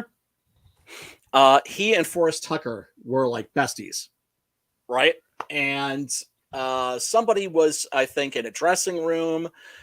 I can't remember who, but somebody was in a dressing room, and Chaney's dressing room was right next door. And they heard this hellacious clamor, right? Oh, really? Just like banging and slamming. Oh, okay. And so this person was concerned and went over and opened the door and just saw Lon Chaney Jr. and Forrest Tucker just laying into each other, just boom, boom, boom, right? Whoa. And throwing each other around and bouncing off of walls and crap. And they were kind of like, when the person opened the door, they were kind of like, oh, hey, what's up? and he was just like, I thought you guys were friends. And they were like, yeah. They were just beating the crap out of each other for fun. That was just their relationship, you know. working out a mean drunk, probably. Both of them. I don't God. know. That's the thing, man. It's just like these days, Johnny Depp trashes a hotel room. Back in the day, these guys got away with murder. Yeah, they did. I mean, you know who? Another one. I'm off topic. Errol Flynn. He had some interesting stories too. Oh, you God. know, over by Catalina, and He's kind of like a pirate in real life. Oh my god, Yeah. man! These guys would drink, and of course, I mean, the ultimate wild man was Oliver Reed, but it was just Oliver like Reed, it was like a lot of them: Peter O'Toole, Richard Harris, Hemingway. Well, he was a little bit older. But yeah. Well, I mean, the reason why he killed himself was he said because he couldn't drink, fight, or fuck anymore. That sucks. Yeah. But this is just a really great scene. Yeah, I like that. Yes, I like that shot right there too. Yeah, I was say even down to this shot. It's a really well made movie, I think, and Louise pulls up, and we get the shot of the swamp, and suddenly the coffin is rising up out of the water, and she's of course watching with anticipation. And then, we see a mist, a vapor like rising, and it turns into Dracula. A very simple, old school special effect, but highly effective. Especially in black and white too. Oh yeah, it's you can't imagine these films in color. And then he starts to float towards her. So he's hovering over the water. And of course she's watching him, and he's the demon lover, the incubus coming to his lady. And her fiance is watching from afar. But he doesn't see this. He just sees the two of them together. Yeah. Well, when he carries her over the threshold and her arms are just, she's like totally limp. Yeah, right there. Yeah. That just cracked me up. it just like, culture shifts and stuff. It's funny. Yeah, man. Yeah, man. Very much so. Boy, I love that hairdo on her. It's funny how noir and black and white and horror movies, just the black and white, let's jump back to Frank Miller. It's funny how just the black makes things so fucking heavy. You know what I mean? Like the volume, you know what I mean? It makes things so like it's not physical, but it's physically fucking heavy. You know what I mean? Yes. Like, yeah. It gives weight. So much weight. Right. And it's worth remembering that when color became the standard, people at that time thought that was the end of horror movies. That makes sense too, like, because of the weight. The weight. Right. They were like, and then Hammer made Curse of Frankenstein, and then they made their own Dracula. They brought the red. Well, there's that great shot, right? Yeah. Of Dracula's tomb with the seal and his name on the coffin or the tomb, and you suddenly see bright red blood going drip, drip, drip, drip, drip, drip, drip on his name. And that's when they suddenly, I think, realize like, oh, okay, you can use color. It's a whole other box of tools. Yes. That's really Hammer's contribution. And then, they very much inspired the Italian directors. And then you had somebody like Mario Bava, who made Black Sunday, which is an incredible movie I would love to do on this show someday, which is in beautiful black and white. And then he started working in color, and people are imitating him to this day. He was the one that started layering with colors, right? Where he created a sense of depth with color. You look at the Dario Argento movies, for instance, like Suspiria. That's very much inspired from Bava's wheelhouse. So yeah, Homeboy confronts them, understandably upset. He's like, "Buster, you're gonna get a fat lip." Dude, I love it when Dracula comes through there. He's like, "What's up, dude?" Yeah. Well, that's because he bows to no man. He's like, "What the fuck are you doing at my house? It's my house." Yeah, I like that part. And anybody who's playing Dracula needs to bring a sense of authority. That weight again, the heavy weight. And Christopher Lee, of course, was the greatest at it. I think. Yeah. What? Oh! He wasn't my favorite. Do I hear a dissenting voice from the peanut gallery? What up, Clint? Oh, I was agreeing. Yeah, Oh, you were agreeing. I yeah, thought you were like, yeah. yeah, whatever. I like Gary. Gary's always my favorite, but it's very good. It's a tie with him and like and Lee. You know what I mean? Because that'll always be my first Dracula. You know what I mean? My father got me into Dracula with Lee. You know, Dracula has risen from the grave. That was always, you know, in Curse of I love Dracula. that one. I saw Those are two. I saw an interview with Christopher Lee, and he was saying he was driving somewhere with his wife. This was after he was Dracula, and his car broke down. You guys heard this story. He went to this door to just see if we could use the phone. Knocks on the door, and it's kind of cold. He's wearing a coat, and you know, and the woman opens the door, and her face just goes pale because here's Dracula at her doorstep. It was so great to hear him tell it. Yeah. Yeah. Oh man. Oh man. Yeah, that's it. I think he mentions that in his biography, Tall, Dark, and Gruesome. Yeah. Oh yeah. One little thing I got to bring up here is the well, wait, hold on. How do I properly present this? He was a good Dracula though, and you're solid. You know. Right. I thought so. I thought so too. Now, of course, I'm like a Universal Monsters stan, and so here is nice. Vinny Jr. as. Damn, you straight got the figure from the fucking movie. He's got Yep. the pencil. He's got the pencil stash too. Yep, he's got the ring. That's cool. But there's one thing that's off about this. Kiss the ring. Can you spot it? The teeth. You talking about his fangs? He has fangs. Yeah. He has fangs. He does not have fangs in this movie. I don't know why that never occurred to me. Oh, Hey, you know what else you don't have? Well, it occurred to me just because I'm a sick freak. You know what else? You know what else he's missing too? You know what else he's missing? Yeah. The amulet. The necklace. The necklace. I like that. The one that Bella wears. You know, that was part of the costume.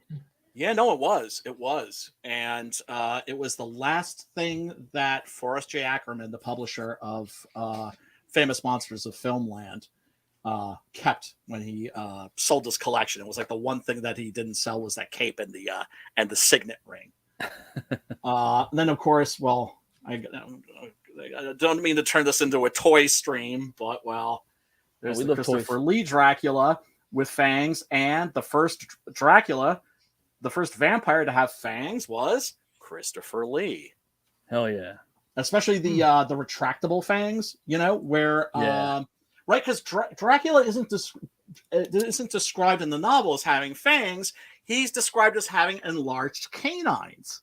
Yeah. Which you see on people sometimes. Yeah, I got some. Yeah. Yeah, well, I mean, they're canines, right? So they're always they're longer than the rest of your teeth. But you know, Draculas are just a little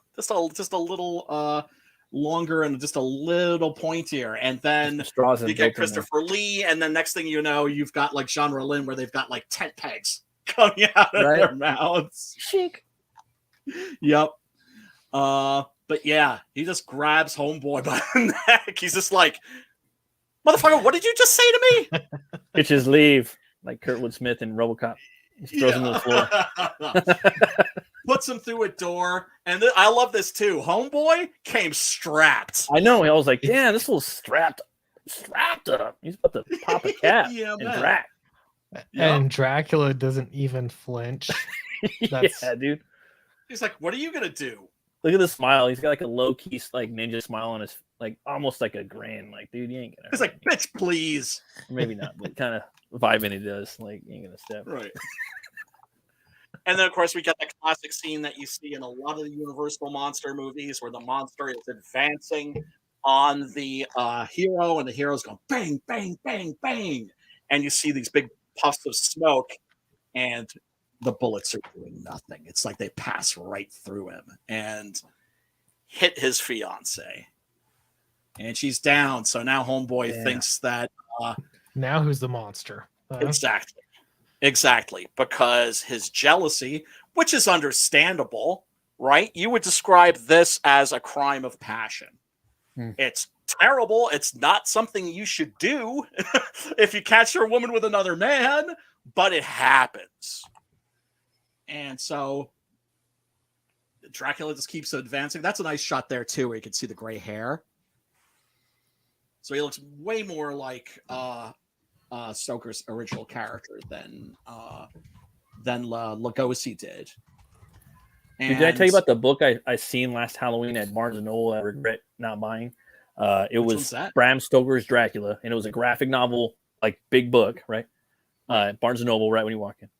Bram Stoker's Dracula, starring Bela Lugosi.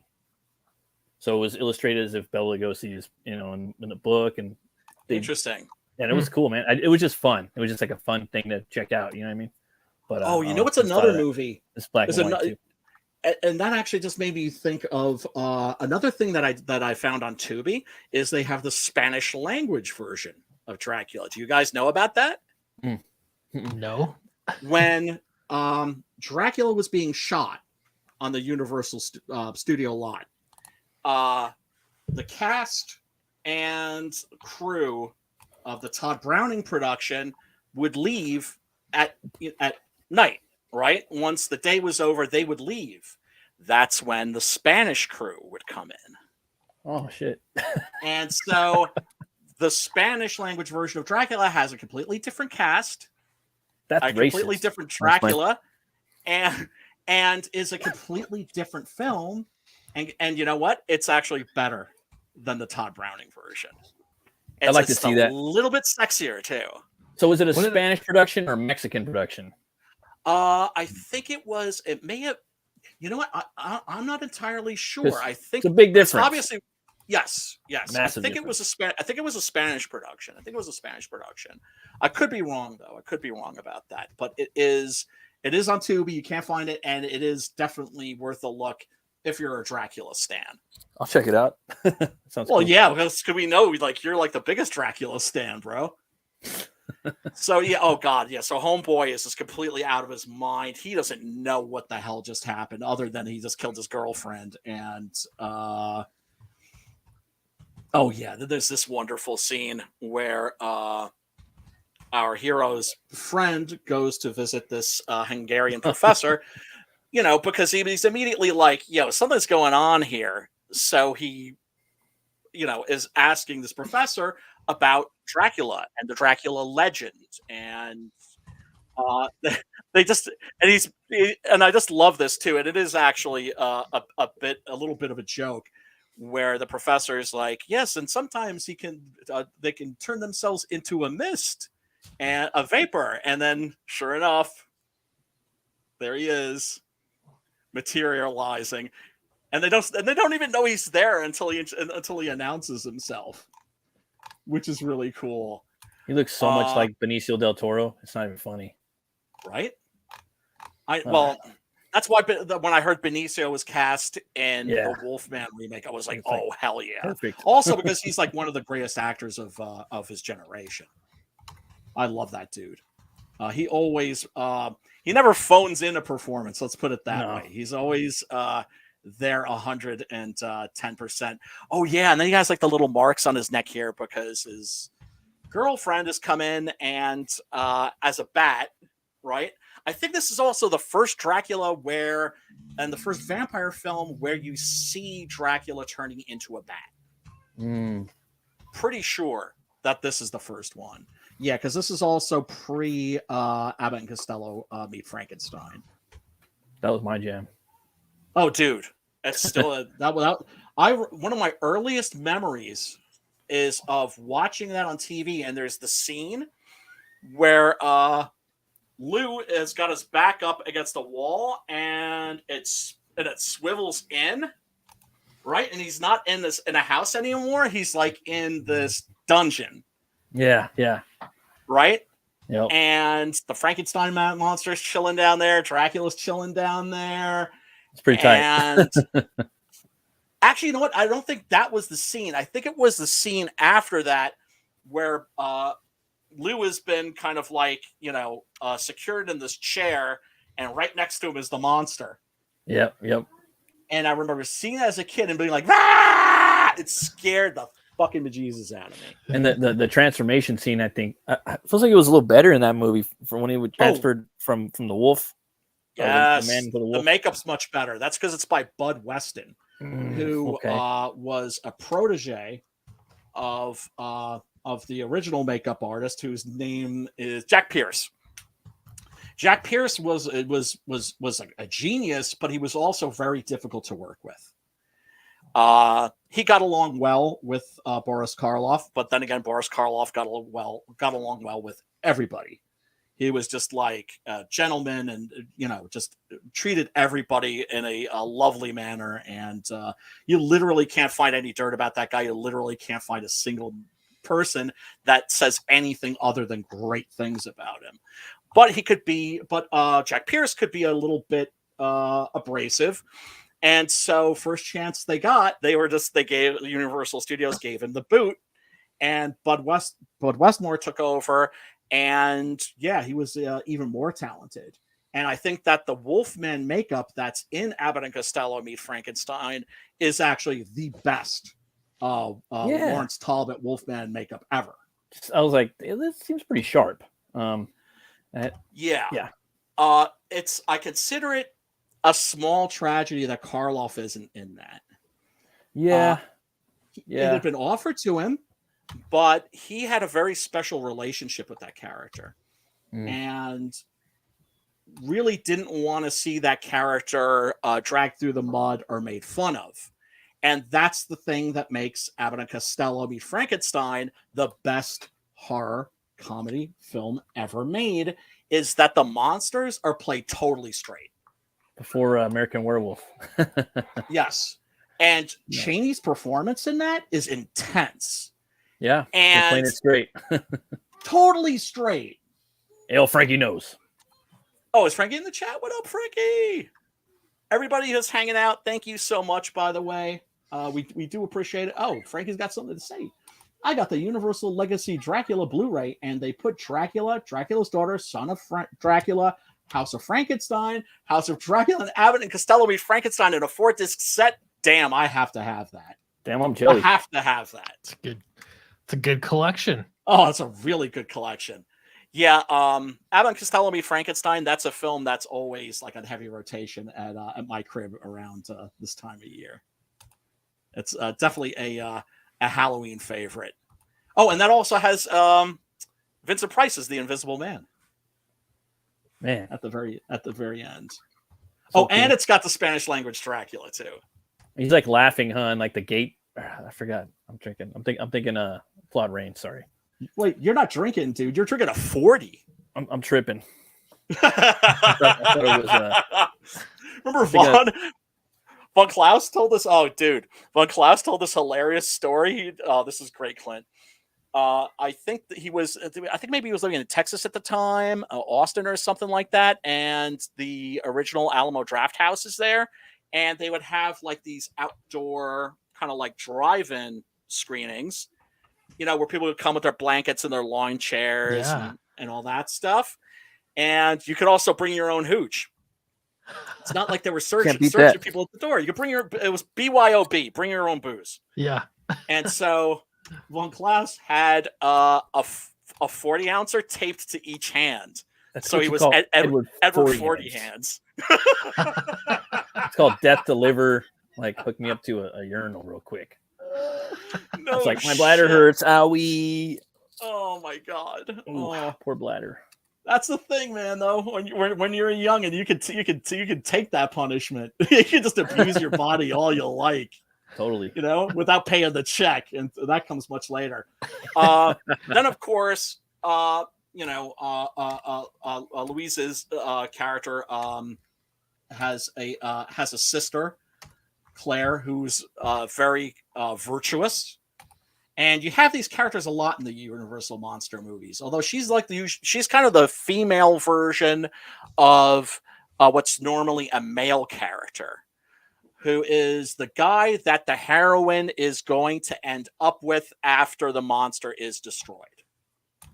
Right? Mm-hmm. Even if she's in love with the monster, this guy is going to be there. Yeah. And so she's kind of like a female version of that character. And the interesting thing about these characters, and I don't think it's an accident, they're always absolutely bland. Like they're just sort of window dressing. And so it made a huge impression on me as a kid that, you know, the hero wouldn't get the girl, the hero would get killed, and then the girl would end up with this guy that was basically made out of wood. Right? That the monsters were always the charismatic ones, that the monsters were always the interesting ones. Always more fun. Always more fun. Always more fun. Oh, Maidenhouse says, link, please. Oh, for that Blu-ray set. I want that shit, man. Without a doubt. And House of Frankenstein is trash, and House of Dracula is trash, but they're fun trash. And here's the interesting thing: smut. They are both chapters in the Lon Chaney Jr. Lawrence Talbot Wolfman. Arc. Yeah. And at the end of, spoiler alert, the movie's only maybe like 75 years old. Spoiler alert, at the end of House of Dracula, Lawrence Talbot is actually cured and gets to go off and have his happy ending with the hero. A lovely lady. If you ever want to tell like a kind of comic booky Marvel Avenger-y type fucking arc with the Universal characters, you use Lawrence Talbot. You know what I mean? Yeah. And it's always astonished me how, of course, recently Universal tried with their dark universe, because everything has to have dark in the name. What they do with Van Helsing, even Hugh was a wolf, you know. Well, I mean, but Van Helsing was kind of like an adventure part satire. Little cheese. I love that movie. No horror. So fun. There's no horror in that movie. It's no horror. Same director, right? But it's fun though, dude. I really love that movie. It's fine. It's fine. Yeah. But I always thought, like, damn, if they would get the right directors and start doing remakes of these films and make these monsters scary again. And low budget. Take that budget low away. Budget. Give them like 50 mil or something. Mid-budget. Give them like 30 to 50 mil. Yes. You know what I mean? Yes. Start them a little bit. Let them use their imagination. Right. Not these big spectacles with Tom Cruise. Yeah, no. Right? Who I'm sure cares fuck all about these characters. And just saw it as like but once again, it's just like, it was almost more like a remake of the Mummy. Do you know what I'm saying? Well, I mean, because even the director, dude, story. It was around the time when X-Men Apocalypse came out. And he was like, you know what? We already had a male, like Egyptian, like resurrected-esque figure in the, as the villain. So we really wanted to go with the female and change it around, But you could tell that they were probably going to bring Imhotep in later on. Like that was, I think it was hinted at. I don't know if it was behind the scenes or something or a documentary I've seen, but man, but you know I want my Universal Monster universe. I'm a stan. I'll take whatever I get. But it's like every reboot they try to bring it back, and it just never happens. It just they did a House of Frankenstein remake as a 2-part miniseries. This was in the 90s, and they had the Frankenstein monster, but the vampire I don't think was the vampire was Dracula, but then the werewolf wasn't Lawrence Talbot, it was a chick. Mm-hmm. Yeah, you gotta have the Talbot. You gotta have Frankenstein's monster. The closest we've ever come is the Monster Squad. Yeah, definitely. Yeah, that movie's pretty awesome too. but my dream project, if I could write anything, it would be that. It would be something with the unholy trinity. Well, I got them in my next book. They're in the background, but they're there. I did my. I designed my little version of them, but they're not gonna. Maybe 20 years from now, but I put them in there for fun in the background. They're a band. They're a metal band. Oh, that's great. So imagine if the that's cool. Universal Monsters were a metal band. Okay, and that's their gimmick, and no one knows if it's a bunch of dudes in costumes or not. But anyways, right. There've been but yeah, it's just boy did they screw up. I was actually looking forward to the Bride of Frankenstein remake with Javier Bardem. That was going to be directed Angelina Jolie, right? She was supposed to play her. Yeah, that would have been been gold. It would have been a fun movie even if it bombed. I think it could have been fun, like Wolfman was. Right, and the director, I'm blanking on his name, of course, was the guy who directed Candyman 2, who and also did Gods and Monsters, which is an incredible movie about the last days in the life of James Whale, the guy who directed Frankenstein and Bride of Frankenstein. And he's just had a stroke. And he's having these flashbacks and these visions. And there's a flashback scene in that where they're filming The Bride of Frankenstein, and it's the scene with the bride. Ooh. Yeah. And all of the equipment, like the Tesla coils or what Steve Martin referred to in The Man with Two Brains as the bzzz thing. All that stuff is there, and it's the original equipment. Wow. They saved all of it. I don't know how it survived, but I know how it survived. They probably reused it like in 20 other movies, I'm guessing. Yeah, they always do that shit. Yeah, man. And that's a really, really great film, and it shows a real reverence for the material, and that's why I was looking forward to the Bride of Frankenstein remake, was because it was going to be remade by somebody who clearly had love for the original film. What up, Bronson? Good seeing you, brother. Thank you so much for hanging out. Oh, and yes, everybody, go check out Clint Stoker's Dracula. There's the link. Thank you for posting that, Matt. Thank you. Jeez, yeah, dude. Do you want to do a little pimping? Do you want to show us your you want to show us your stuff? I'm game for whatever. Yeah, I could do that though. Do you want me to share the screen? Mm-hmm. All right, let me get it up here for a minute. Man, I'll tell you, doing a Dracula story was really intimidating because there's just so much history. And you ever heard that? I don't try to remember where I've heard it from before, but aliens most certainly don't look like whatever you draw. Whatever you can imagine, they don't look like. And they'd be much stranger. Yeah, it would be impossible that you would get it right.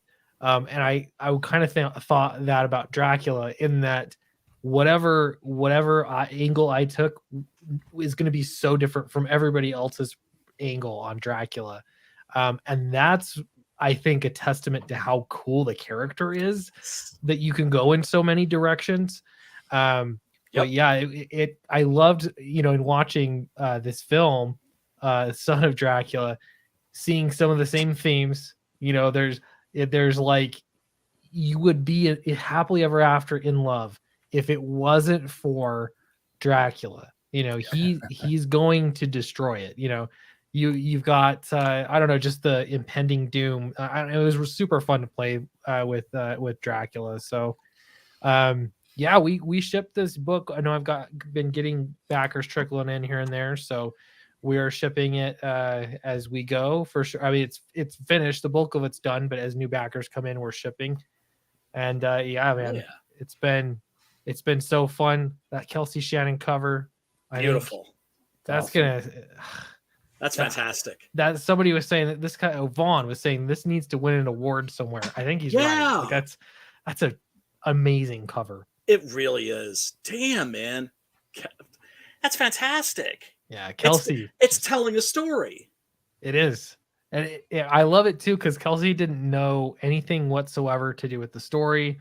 He just was like, he felt inspired, and so he wanted to do something cool, And so he called this his American Psycho Dracula. Was kind of again, that's Kelsey Shannon's take on it. Right, right. And not to be, this cover, Eric Canetti's cover, beautiful. Also just amazing, fantastic. It just, I don't know, it was so fun. Donald DeLay on the artwork, as you can see here. Him trying some new stuff was super fun. As far as his art style, you can tell it's Donald DeLay, but yeah, a little different. So, well, he always kills it though. I'm like, I hear Dracula music. That's not me though. Love it. Anyway, so yeah, this is super fun. I'm getting the PDF, deluxe PDF ready to send out. I think I've got like 2 physical backer orders that have come through. Oh, it's on my Badass. phone. I'm like, where is that coming from? No, I don't know. Did you guys see the Netflix? Well, it wasn't Netflix. It was actually the recent BBC Dracula miniseries. It was a 3-parter. It was it was shown on Netflix, but it's actually like a BBC production. Wasn't he gay or something? Clay Bangs. No, no. If you haven't seen that, Clint, check it out. It's really interesting. Okay. It's Cool. really interesting. It like kind of ends abruptly, right? It ends abruptly, but that's okay because we all know that once, and this is a thing that I love so much about the Hammer films.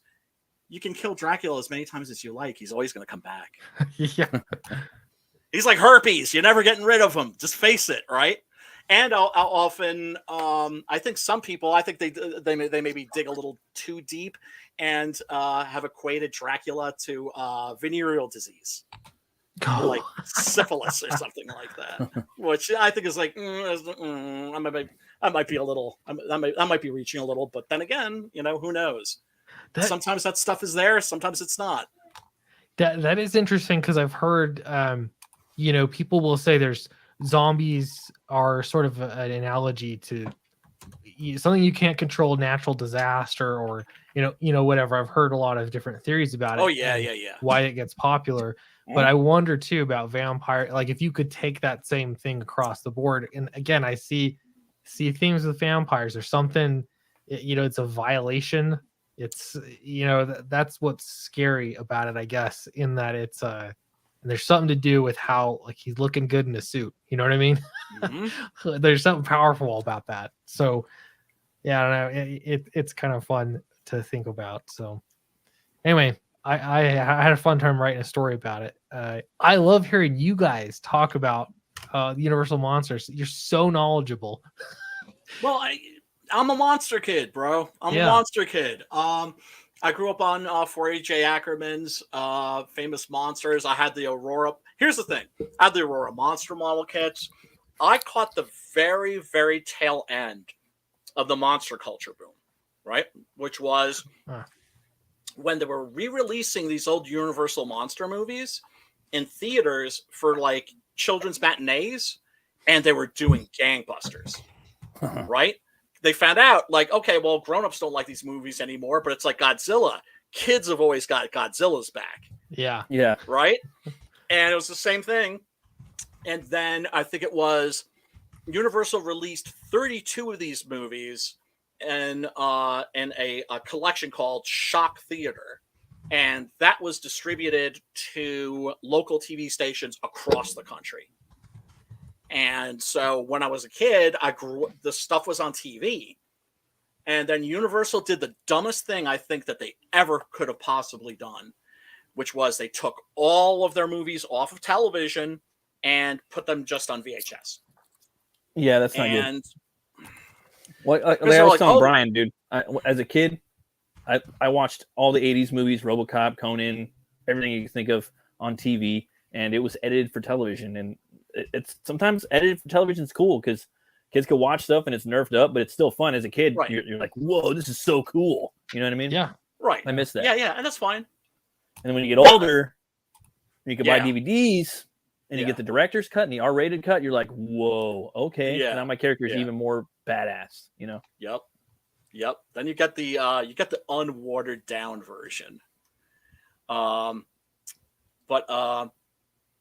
what was I going Hey, to say? Brian, can you share my screen real quick? Yeah, absolutely, of course, dude. I was gonna say, dude, I much got is it? the Clint Stoker's Dracula right here. I haven't read it yet. Oh shit! But I got the Canetti cover. Oh shit! And I've already thumbed through it. And the if you guys want to look at it, it's shiny. It's beautiful. Shiny. I actually got it signed by Clint Stoker, and yeah, man, it's got a Beautiful. backup story by Narwhal. I didn't want to go into it too much, but the artwork is awesome. It's like he was saying, a new take on Donald's style, but it's totally got that old school weight heaviness from the black and white era of the Universal monsters. But I don't know what he's gonna do with Dracula, and I'm gonna wait. But these cards, man, the only thing I regret was I didn't get more of the cards. But I got the Kelsey one. It was hard too to decide what cover I wanted, but look at that shine. Just want to show you guys. Yeah, those foil cards turned out so nice. And then this right here. So that's a little spoiler, probably. I'm thinking that's a little spoiler, which I'm totally down with. This right here.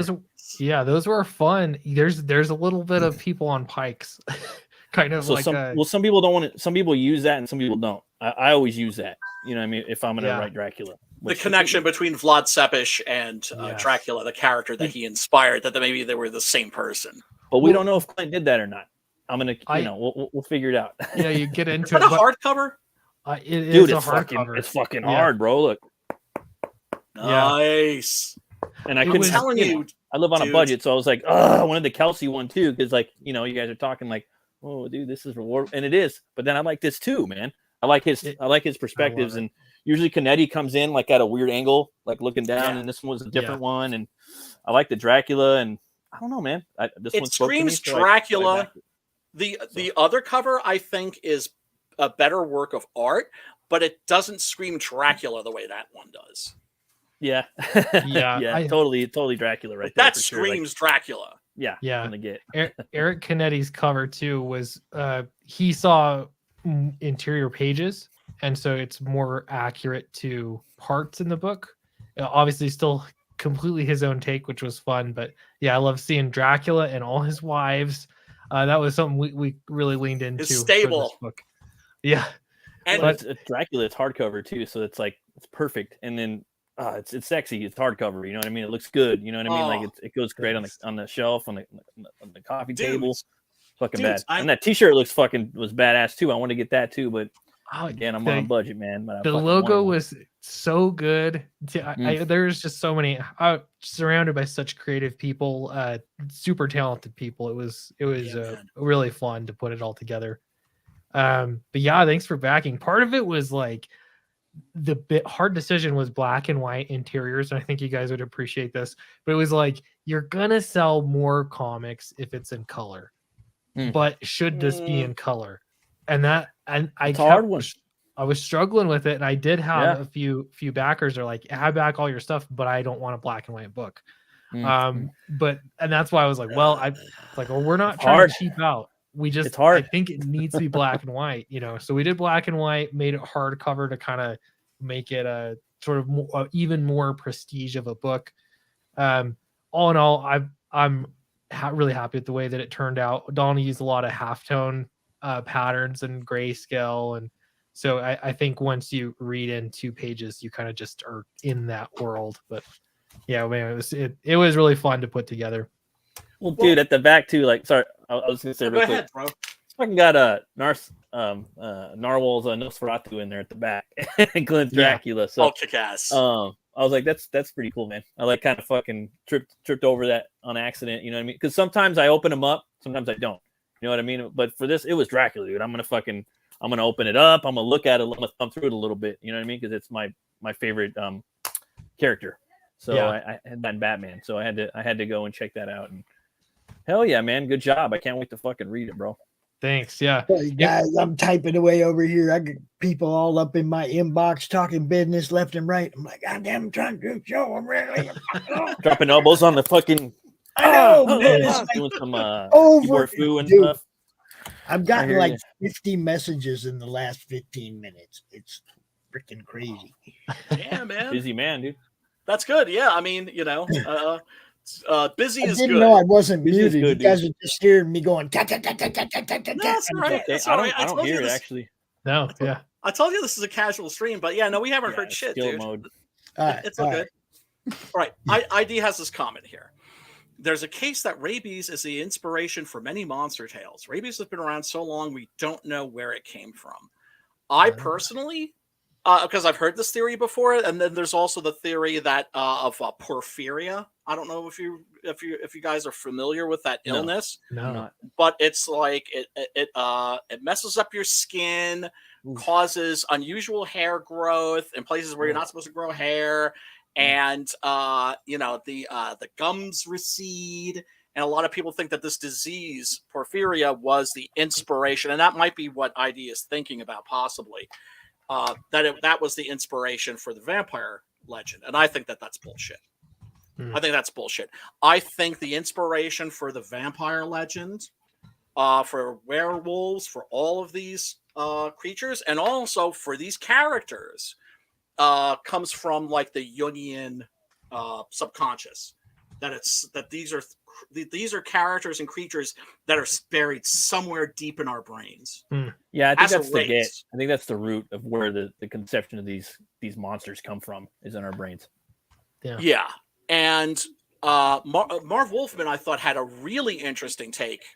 He said, he wrote Tomb of Dracula, which is one of my favorite. Every time you comics. see them, I think about the time I sat next to him at the con. Damn. Oh, I would have been geeking out so That's hard. cool. Like, dude, you wrote all my favorite monster comics when I was a kid. Oh man. He yelled at my friend. It was funny. I'm sorry. It was funny. That's why I laughed. No, that's all good. But he said that he thinks that the reason for we have vampire stories and why we need them is because none of us want to die. No, fuck no. Hell We're no. right. We don't, even if we're not afraid of death. Like, I feel like I'm not afraid of death. Am I eager to die? No. Fuck no. Would I like to live forever? Yeah, I got stuff to Fuck do. that. No, I want to be like 200 years old, dude. Yeah, exactly. Right. And so these are stories where it's like, okay, well, you can be immortal, but then you've got this curse. This is the price you have to pay. Yeah. And at a certain point, you're just going on just to go on. Yeah. And that makes us think, you know what? I'm good. Yeah. No, thank you. No, immortality. Nah. I think that's I think he's very much on the money there. Of course, modern vampire stories, those are the vampire becomes an analogy for drug addiction. You see that, and so Yeah. I mean, there's even the Abel Ferrara movie, The Addiction, right? Yeah. That's a little more obvious, which has Christopher Walken and Lily Taylor in it, and is in black and white, by the way. Did Walken ever play? He played a vampire in there. Yeah. Yeah. I was about to say, And- I haven't seen that movie. Like, he's perfect. Oh. He's too good for a vampire. Like, he's like, just looks like one already. Like, you know what I He mean? doesn't have a large part in it, but he has a significant part. He has one major scene. Well, basically, he's an old vampire who comes across Lily Taylor's character, who's a new vampire, and he's just like, wow, you're just like completely debased. he's like, I'm practically human, hardly ever feed, and about once a month I even have a bowel movement. Right? He's like, I'm practically human, but you're just like an animal. And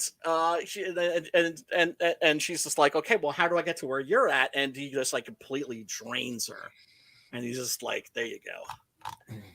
You're gonna have to figure this out for yourself. Yeah, that's The Addiction by Abel Ferrara. It's not a great movie. I remember a lot of my friends were pissed off about it, and they said it was pretentious. I'm like, no, it's not pretentious. The character, the lead in that, is pretentious. She's a philosophy major, so she's always rationalizing her bad behavior. Yeah. By quoting Nietzsche and Kant and Hegel and all these other cats. It's then there's Habit, which is also a little more obviously, but it's by Larry Fessenden. That's also on Tubi. Even Interview with the Vampire, I think the original is very much kind of about killing yourself to live. Right, like that old Black Sabbath song, "Killing Yourself to Live." That's one of my favorites, man. I love that movie. The interview, the one with Brad Pitt and Tom Cruise. Oh, it's so good. Yeah. The new one looks like dog shit, but man, that old one was a good one. It's a little scary too.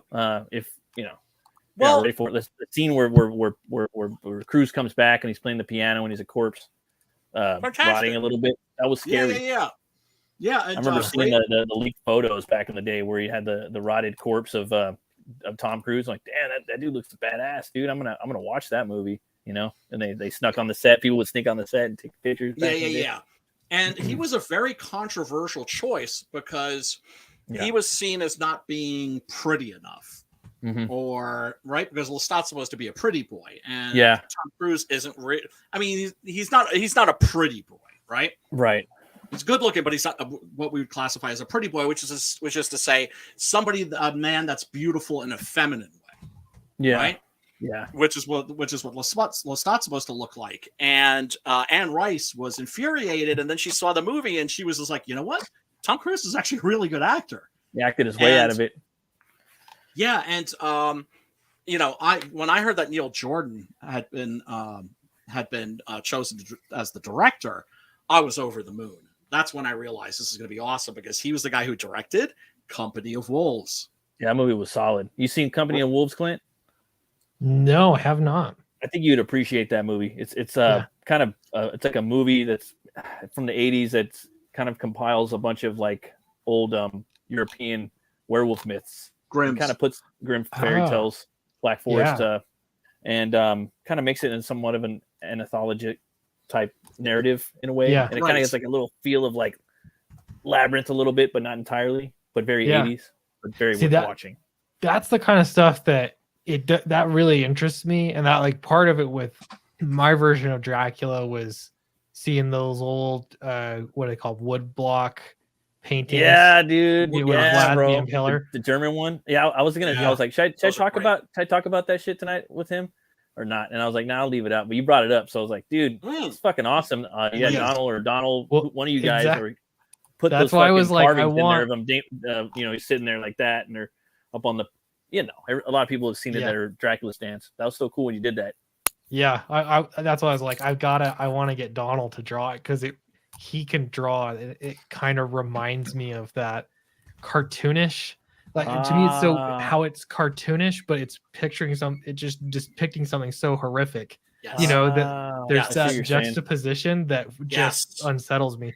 Or those, the old paintings of werewolves, in England, in Europe, when they were like, hey, there are kids being eaten by wolves. Yeah, he's on the ground. He's got the kid in his mouth. It's got the bipedal. Yeah, and Tease is like this bearded man. This is like a real guy. He's like depicted as like crawling around on all fours, and he's like shaking a baby in his teeth. Yeah, totally. Yeah, there's something it's unsettling about that because usually that kind of old school artwork and stuff, I always think of it as being more innocent. I don't know why. I just do. Dude, that's crazy you say that.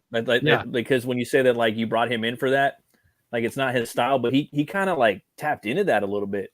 I mean, for that style of the book that you're doing, and a lot of it like primarily the hands and the fucking faces on some of the characters kind of reminds me of that. I know it sounds kind of weird, but totally, dude, he fucking nailed it. I didn't even think about that. That's cool. And he just spot on fucking nailed the wood carvings like from how they exactly look almost. Yeah, you got to go through it, but we actually do there's a page with the wood carvings in it. He's got it. That's the one. I was talking about on a tapestry hanging up on the wall. Nice. And it's to him, it's an important part of his history. And I don't want to spoil it, but yeah, it was like, to me, I wanted to tie that in. The ones of Vlad Tepes where he's like from Germany. That's what I was table. At the dinner table, and with just looking up all these bodies up on stakes, impaled. Yep, that's what I was talking about. Yep. Yeah. So that's classic. Fun imagery. Yeah. This one right here. And what's funny? I remember my mother showing that to me when I was a very little boy. Boom. Yep. What? Oh, I'm sorry. Spoil too much, but that's it. You get it right there. Blow that up. Right. And begin. There it is. But he blends the style of the way the characters, like are drawn kind of like in the same vein of that, but not like dope. In a weird style. Like, dude, it's hard to basically, it's hard to put into words, but I know you guys are doing. It's not like a 1-for-1 style copy, but it's the same vibe, And that's why I was like, I need it to be black and white because I want to capture that kind of vibe. It's like cartoony, but you're like, wait a second, this is unsettling, So it's heavier. Like it's like, do you want to go full like blood, like Hammer, or do you want to go heavy and scary like fucking the old movies, but give it a modern kind of? I don't know. Like you were saying, it was probably hard to figure out if you wanted to go color, if If you wanted to go black and white, man, you can't go wrong. I mean, you can, but you can't. You can't go wrong to telling a good, scary story in black and white from the get. But I understand what you're saying. The fan base is like, "Fuck you, I want color, bro." So I understand what you're saying. It's so crazy because you can do so much with Dracula. Like Brian, I'd love to see you do a take on Dracula or like any monster. Like it would be sick. I'd love it. Well, I did get a chance to write Victor Frankenstein for the Blood Hunt Doc Salem crossover. Yeah, but still, that was me writing 2 characters that were created by my friend Sim and Preston. So I had to write Preston's version of Victor Frankenstein, but he was like, he didn't give me any limitations. He was just go off, and do your own thing. And if it doesn't match up with like my stuff, that's okay. It could be like an Elseworlds kind of a thing. Yeah. But still, I couldn't quite do that because I felt a responsibility, because the 2 of them put their sandboxes together and invited me to play with their toys. Right? To take the Doc Salem and Vincent action figures and go right. I don't want to break them. You feel a certain responsibility to make sure that that the author's happy. But oh God, I would love to do a Frankenstein. I would love to do a Dracula. Of course, I would love to do I actually have a werewolf comic that I've been working on, but there's such a lot of werewolf comics right now. There are. I've had kind of an itch to do is something like a swamp monster, and there's so many in comics, and I was looking up that now some of these on Amazon, just some of the Universal Monster box DVD sets, Blu-ray sets. I'm like, oh, the Creature from the Black Lagoon. I've never actually seen that. Never seen it, but I'm sure it's free on like YouTube or something. Like I could find it. But Look, my attitude always. I've never seen it. Wow. I've seen parts of it. Y'all are in for was remaking it before he died. You hear about that? Oh, God, yeah. Did you know that? No. That would have been a good one, and because he would have done like a fun. He would have done a fun, down to earth kind of fun character from like a James Cameron movie he was in, or that would have been probably on a boat in a jungle cruise with a crazy in the Amazon. Well, Paxton was the shit. I fucking love that shit. And I still haven't seen Near Dark. You seen Near Dark, Clint? No. So yeah, I haven't seen that either. It's like a badass 80s movie directed by Catherine Bigelow, which is James Cameron's wife or ex-wife. And it's got Lance Henriksen, and it's kind of like a 90s vampire western sort of. That's the best way to describe it. Okay. It was made actually at the end of the 80s, and it came out the very same year that Lost Boys came out. And everybody was like, Lost Boys, Lost Boys. I was like, no, Near Dark. Yeah, okay. Because it's so much meaner and nastier and dirtier.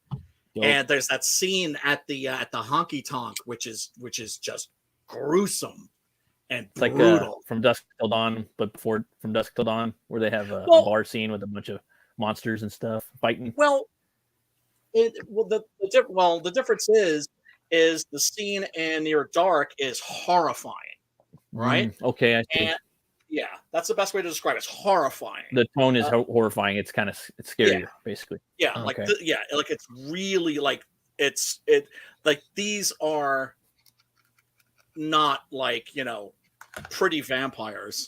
I don't want to give anything away, but it's a really just a stunning scene.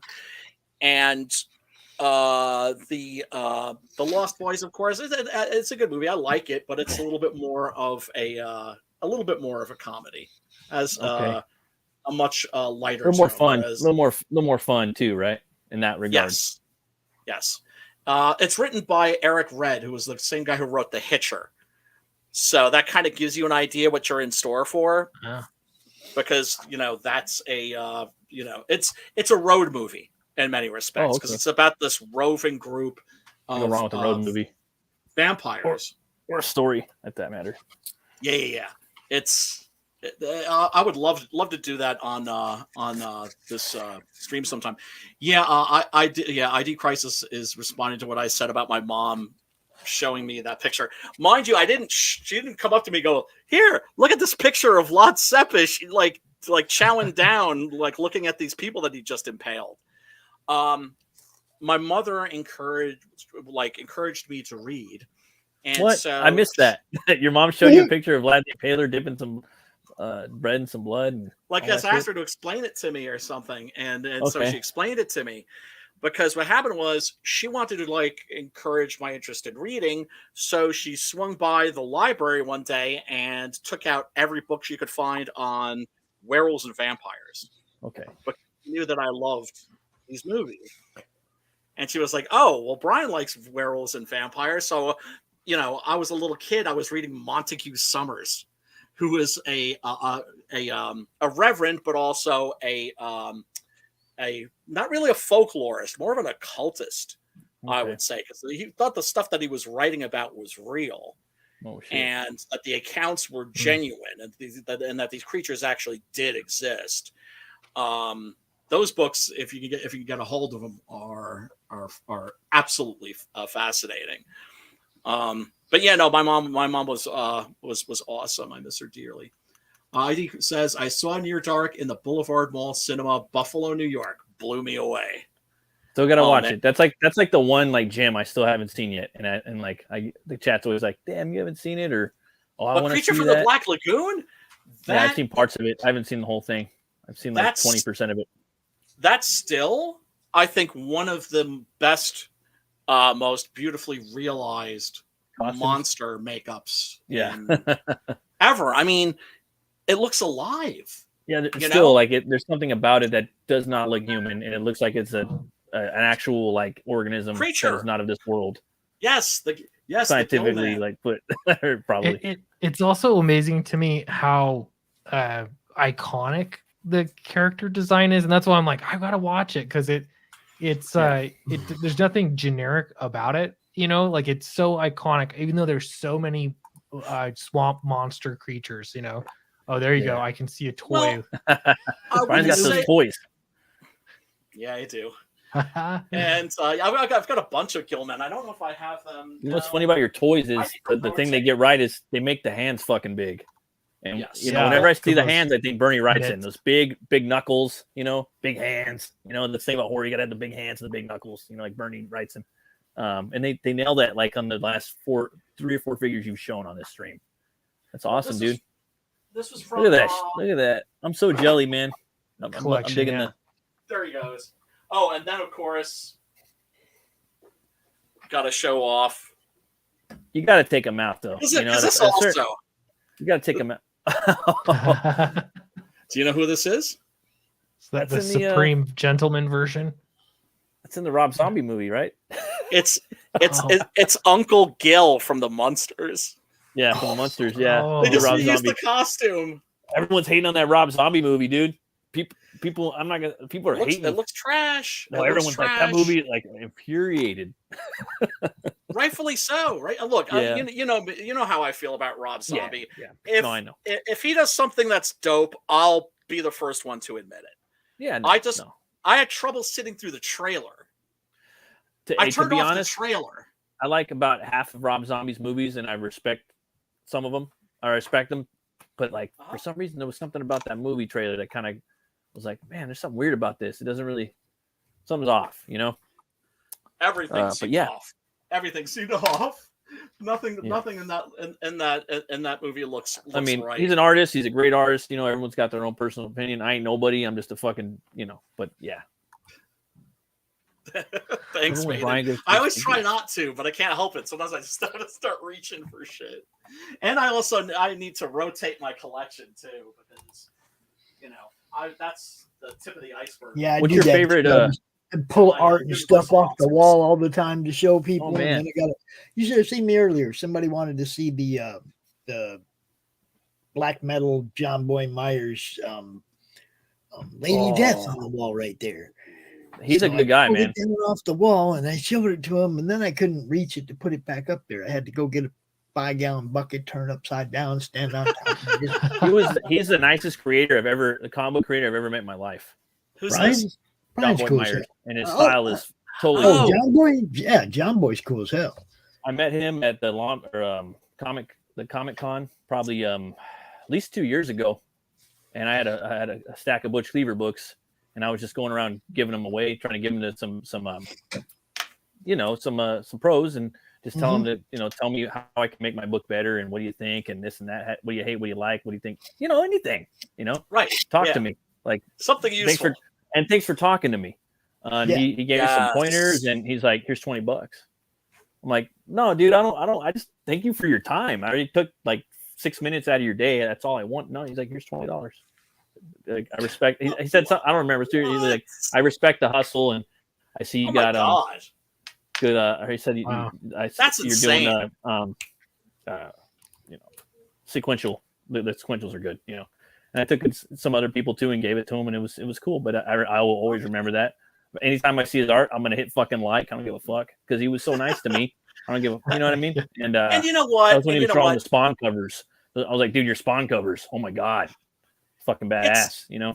It's not hard to just be nice to people, Yeah. but that's bending over backwards. That's sweet. He was so nice. That's sweet. That's a gentleman for sure. And I'm cool. I'm gonna take the money too. After three like no's, I'm gonna take it. I don't care who you are or how poor or rich I am. I'm taking whatever it is. That's my rule of thumb. After three Very times, sweet. okay. Yeah, that's badass. Frankie says, "I was lucky to meet Riku Browning. That's right. He's the guy that could hold his breath for like 5 minutes. That's like swimming around. Oh, Revenge. Okay, that's mutant. That's like an X-Men right there. Yeah, pretty much. He was an Olympic swimmer, and there's this scene that you guys are gonna like. I think your jaws are gonna be on the floor, where the heroine is swimming on top of the water, and the creature is swimming under her, and he's just following her along, and she has no idea that he's right underneath her, and he's just like taking her in, and just the way he moves in the water. Scary, huh? Yeah, I mean, it's kind of stalking her a little bit, huh? Kind of creeping up, scary. Beauty and the Beast. It's like that. Yeah, that's cool. Well, I mean, of course, it's got the monster carry in it. You know what the monster carry is? That's where a monster is carrying, a buxom blonde or brunette in his arms. For Dracula, son of Dracula. You know what I mean? Where he's bringing her to the plantation and he's about to, Yes. Yeah. Yeah.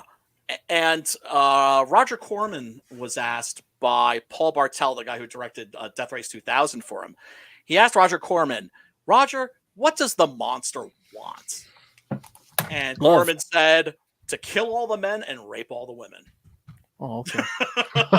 maybe not love. I was gonna say maybe he wants a hug, because that's how like sometimes you feel. Sometimes like these Frankenstein, maybe Frankenstein, yeah, for sure. Yeah. Dang. Okay. Yeah, I'm gonna watch this movie now. It's incredible. Looking. Yeah, I gotta watch it. Really incredible. The first sequel you can pass on. That's Revenge of the Creature. That's hot garbage because they shot it way too fast, and also they built a suit that doesn't look right because it has like an oxygen tank in the back. Oh no! Right. Whereas in the first movie, it's just Riku Browning in that costume swimming in the water. Yeah, absolutely incredible film. Absolutely incredible film. And definitely a must if you're a horror fan, or especially if you're a monster lover. And actually, now I remember the creature was my very first Halloween costume when I was a kid. Oh, really? What did you use for the costume? Plates? Shingled plates? I had the paper mask, right? Like the masks back in those days, they were like these it was like laminated paper. That would be the best way to describe it. Or maybe they were made out of a kind of plastic. I still remember how they smelled, right? Oh, okay. And they would come with like a costume that would say the creature on it, and it looked whack, right? So my mom actually sewed like a full body costume for me, and a back to the mask. And God, I think I remember being in the kindergarten Halloween parade. Yeah, my kid's got a Batman costume. It's just like the front half of it. It's the Battinson one, and God. she's like, I'm gonna stitch a fucking beanie to the front of it. That way he can pull it down. You know what I mean? So it's got the back and it covers his head. Oh God. One of the cutest things I've ever seen was I was DMing a Dungeons and Dragons game for my friend Charles. If you're watching, bro, what's up? Hope you're doing well. And I'm all nervous because I'm like, if I mess this up, I'm gonna ruin the Dungeons and Dragons experience for these kids forever, and they're never gonna get into it. This is like before Stranger Things, right? And he had the son Max, who I think was 4 or 5 at the time. And so I'm trying to DM the game, and he's like, poke, poke, poke. I turn around, he's dressed as Iron Man. And he runs off, right? Poke, poke, poke. Captain America. Poke, poke, poke. Thor. And he would do this adorable thing where he would pretend he was Dracula and go and take a Dude, blanket. that's like a young kid thing, bro. My son does that shit all the time. Like, really, he's got like Batman. My son's got Captain America, Batman, Spider-Man. He likes dressing up, and he's always like I didn't teach him that shit. He doesn't know what Dracula is either.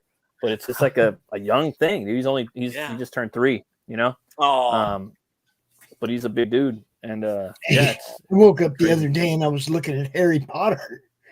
I was like, what the fuck? What? Round glasses. Had the round glasses and the robe and the wand and everything. I'm like, what the fuck? Pops, you might not want to take a big hit like right before you. Yeah, I have something to say. Just a suggestion. I'm not telling you what to I gotta do. test you guys to see if you understand weed. But, I mean, it's a language. Harry Potter? How did Harry Potter get into this discussion? Brian, that's Because sweetest. my grandkids, man. It's like the other day I had Isaac was in the robe with the wand and the round glasses and everything. Oh, okay, gotcha. It was freaking Harry Potter. I was like, what the hell's going on? Hey, they're having fun. When I was a kid, I used to dress up like Batman, and I ain't gonna lie, I fucking ran down the street, and jumped on roofs, and had a bunch of apartment buildings, and I had a GI Joe little power wheel with a squirt gun on the front, like choo choo choo choo choo. Awesome. We tied a towel around young, our dude. neck for a cape. Come on, you guys. You weren't poor like I was, were you? I had a Superman costume. I remember having a Superman costume. Well, that's the thing. If you couldn't afford a costume, you make your own. Damn straight. Yeah. That's what I'm saying. I just had It's like Halloween we tied a costume left towel over. around our neck. And, Yeah. Oh God, I remember this kid that showed up at my door. Now, kids who show up to my door on Halloween, if they're not wearing a costume, they're not getting. Not only are they not getting any candy, they're getting a lecture. Oh man, I'll be a straight up dick to those What a kids. downer. Like, how dare you? Right? No, I always hook them up anyway. How do you know they're not? How do you know they're not dressed up as their future famous self? Yeah, shit, I could tell. But I just remember this kid. I remember this kid. He comes to the door, and I open the door, and there he is, and he's wearing bits and pieces of different Halloween costumes. Like he has a werewolf hand and a Count Dracula cape, and just like just like this is ID mixing Crisis and said, matching anything you the could find. Budweiser beach towel cape. You dressed up as the what was it? The genuine Bud Man. What was his name?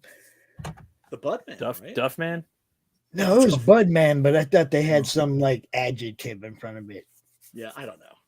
That's a old advertising thing. But I remember the Bud Man. The Bud Man was that little red and blue dude. Yes, yeah. That I remember. I mean, I could never drink that shit. It's such piss. It's like What fermented beer urine with like what beer ain't? Hold up. It's all fucking nasty. It's all piss and sugar. Americans Americans learned how to make For good Mickey's. beer. See? Oh shit. It's all nasty. See? Wait, is this Anheuser-Busch? You never know. We'll find out later. Yeah. Find out later. Look, I mean, Sam Adams. I think that was like when America started discovering good beer. Yeah. Right? Like, look at the 20 beers we got. We're Samuel Adams. I remember that's when it started. Look at our cherry wheat seasonal beer. Like it was every. Those are those are tasty too. They're pretty good. Oh, Maiden Hell says, my son would have told you serial killers look like everyone else. Dude, there's a serial killer right now in Los Angeles where I live. Oh, Straight no. up. We're going around and like my wife's like, hey, there's a serial killer, like, you're single, like, like they're killing like dudes, like single like dudes. I'm like, well, I'm not single. I mean, we're married, but Yeah. But like dudes by guys themselves that are like, at the gas station getting killed. I'm like, damn, this just reminds me of Zodiac. Like, you're freaking me out. Like, you get all fucking scared when you hear shit like that. Like, at the gas station. Start looking around like all of nowhere. And I was coming out of the mall today, and like I was with my boy, and we were coming out of Target, right? And there's this truck just parked behind my truck, and I don't have tinted windows on my car, but this truck, they always got tinted windows. And I understand we all need tinted windows for like melanoma or whatnot, but I'm just like, that shit freaks me out. You walk up to the window, and I'm like, you know what? I'm just gonna stare in this fucking window because whatever's behind that, it's got me regardless. You know what I mean? Yeah. So I'm just staring at the window, and then it just drives off and goes around in like a Raising Cane's drive-through. And that was it. But I was still freaking out. I've been thinking about that. He was like, that guy just doesn't look single to me. He doesn't fit the profile. He's got a little kid. Yeah. Well, one of the things I learned living like in a really, really bad neighborhood in the 90s, that's to say this was like the Lower East Side about 1995, I think, 1994. It was on the one hand, it was a very safe neighborhood, right? Because it was the absolute center of the heroin trade for the city, right? And, the thing that made it safe was that they wanted as little drama as possible. And that makes sense. People would get shot, you'd hear first you'd think it was firecrackers, sounded exactly like firecrackers. Yeah. Although they're not spaced, the right way. And then you'd hear this blood-curdling scream, ah! Oh man. And then you knew shit was something happened. And we'd look out the window and we'd see somebody face down in a pool of blood. Oh man, that's brutal. Yeah. And those were always people that I had seen on the corner selling shortly before, and I was just like, that dude was probably skimming off the top or something. Yeah. So it's just like there was violence all the time, but it was like inter-gang violence. Yeah. You know what I'm saying? It wasn't random. It wasn't just like, targets of opportunity or anything like that. There wasn't a was serial killer or nothing. Yeah, exactly. It was business. Yeah. Exactly. Yeah. And, as long as they're knocking each other off. When you hear the serial killer shit, that shit's fucking scary. Because you're like, dude, there's a creature of the night out there now. Yeah. You got to worry about. Because they don't come, like around here, they don't come around rare. that much. I remember, that's one of countrywide, they're kind of, you don't hear about them too much unless the media kind of talks about them. Right? Well, so it's like I said, there's a fucking serial killer around here. We got a fucking like a monster, because that's what they are to me. They're fucking demons. You know what I mean? Yeah, sorry, like human monsters. They are. Yeah, they're like like Michael Myers or something. You know what I mean? Like they're just evil. Like Dollar Hop in Red Dragon or Hannibal Lecter or any of these other characters. Terrifying. Yeah, absolutely. And these are people that were children, and somebody took them as children and manufactured them into human monsters. And do I feel sorry for them? Yes. At the same time, they need to be stopped. Yeah, right? You gotta watch out for them too. So. Yeah, and but that's the thing. It's just like, I think people now for a fact that there's this guy out there that's doing this shit, right? Like with the Beltway sniper. People who are even around here in New York were tense about that, right? What if he's it's not that far, what if he decides to pay us a visit? Because he was like hitting different states, right? One of the defining characteristics of serial killers is that they're incredibly rare. Yeah. And I think people think they're more common than they actually are because of all the CSI shows and that sort of a thing, and I love how the fact they're never like regular people. They're not like BTK, you know what I mean? It was just like a regular, just angry white male with a mustache and an angry mustache, right? Yeah, right. Pastor of his church, all that shit. They think that serial killers are all like, "Hello, Clarice," right? All fucking seductive and. Yeah, no. Right. And that's what makes them really like so scary, is that they can be total. They can pass total normal person. You know. Yep. Like it's Ed Gein, wild. right? Yeah. Sort of. Yeah. But Gein, he they always wasn't. do He was a wasn't little serial odd. too much though. They He knew, wasn't like, really yeah.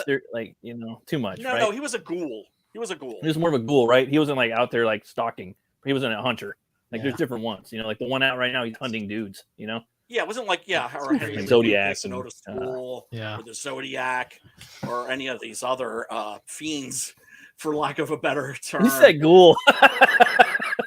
It's funny. What? I'm sorry, because that's what he is. That's what he was. Yeah, no, I'm sorry. If you're exhuming corpses, if you're violating graves, I'm sorry, you're a ghoul. Okay. Yeah. You don't necessarily have to be chowing down on them, right? Just But if you're like making lampshades and yeah, exactly, like Texas Chainsaw, like a Texas Yeah, Chainsaw totally. Massacre, they're often described as cannibals, which they are, but they're also ghouls. yeah. Yeah, Totally. that's cool. That is ghoulish for sure. Yeah, Hey, man. I have to get going. Sorry to be so No, abrupt. don't apologize. We're probably going to wrap up in a little bit anyway.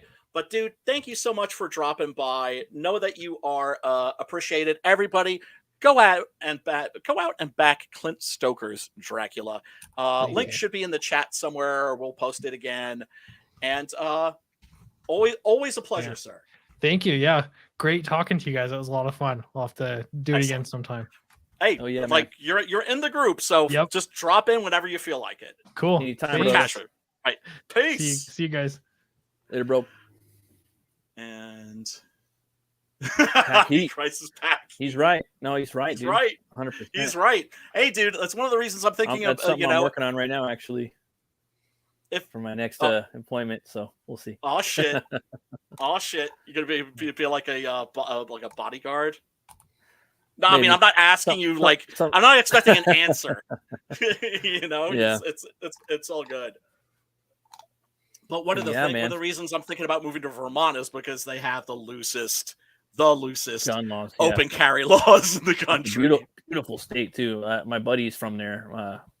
That one of my coworkers I worked with for like 9 years. He was from there, but he wanted to get out of there. But he lived a pretty weird, long, crazy, fucked up life. But yeah, man. I don't know what it's like over there, but different places in the U.S. to live. It's something to think about. It's just interesting that like the most liberal state in the union also has like the loosest gun laws in the union at the same time. Like, have your opinions, but be ready to defend them. Gun laws. Exactly. Yeah, you know, unlike my woke friends, you know, who are fucking authoritarian as fuck and want to start a war with half the country, even though that half of the country that they want to start a civil war with. How do you got the are armed to the teeth. motherfucking time to fucking fight motherfuckers? Like how do you have the fucking time? Like that's what I'm saying. Like anybody. Like how does anybody have any time for politics? Like, Energy. The energy. But don't you got fucking jobs? Don't you got to pay bills and shit? Like I what know. the fuck? Like, don't you have fun things to do? No, most of them people are sucking the gov tit, dude. Well, and also remember, even if they are busy as fuck, where are they getting their news? They get it from fucking cable TV. And if you watched MSNBC, CNN, Fox News, and you thought that actually was the real news, you would think the same way that they do. Man, I watch news from all over the world and I giggle my ass off. You know, bullshit. Ain't nobody out there telling the truth, man. No. Nobody except on fucking YouTube, and they're gonna take care of that real soon. Watch when Orange Berlusconi announces that he's running for president again. I'm telling you, there's this big finger. It's just like hovering over that fucking button, that fucking kill switch. When that happens, suddenly you're going to see people's channels disappearing. People just poof, poof, poof, poof. We saw weren't they fucking with the Ricada there for a minute? You hear about that? No. Yeah, I heard that they tried to fuck with him or something like that. I don't know. Damn. Yeah. Well, they're fucking with everybody, dude. They're fucking with Russell Brand, who's like this gentle hippie, and they're calling him an alt-right Yahtzee because he actually has critical thinking ability. Yeah. And a bullshit detector. It's not just that. It's that he's got 5 million viewers on YouTube I mean, yeah, he doesn't have 5 million people watching every show, but that's he gets, he gets like 50,000 people watching, and that's a lot of people, Right. Too many that are gonna like suddenly start questioning the narrative. And the thing is whenever there's been like major news breaking, if I post a link, like to my Facebook, because we're usually where I dump all my political shit, which I don't do a lot of it, but when I do drop a political post, it's always there, right?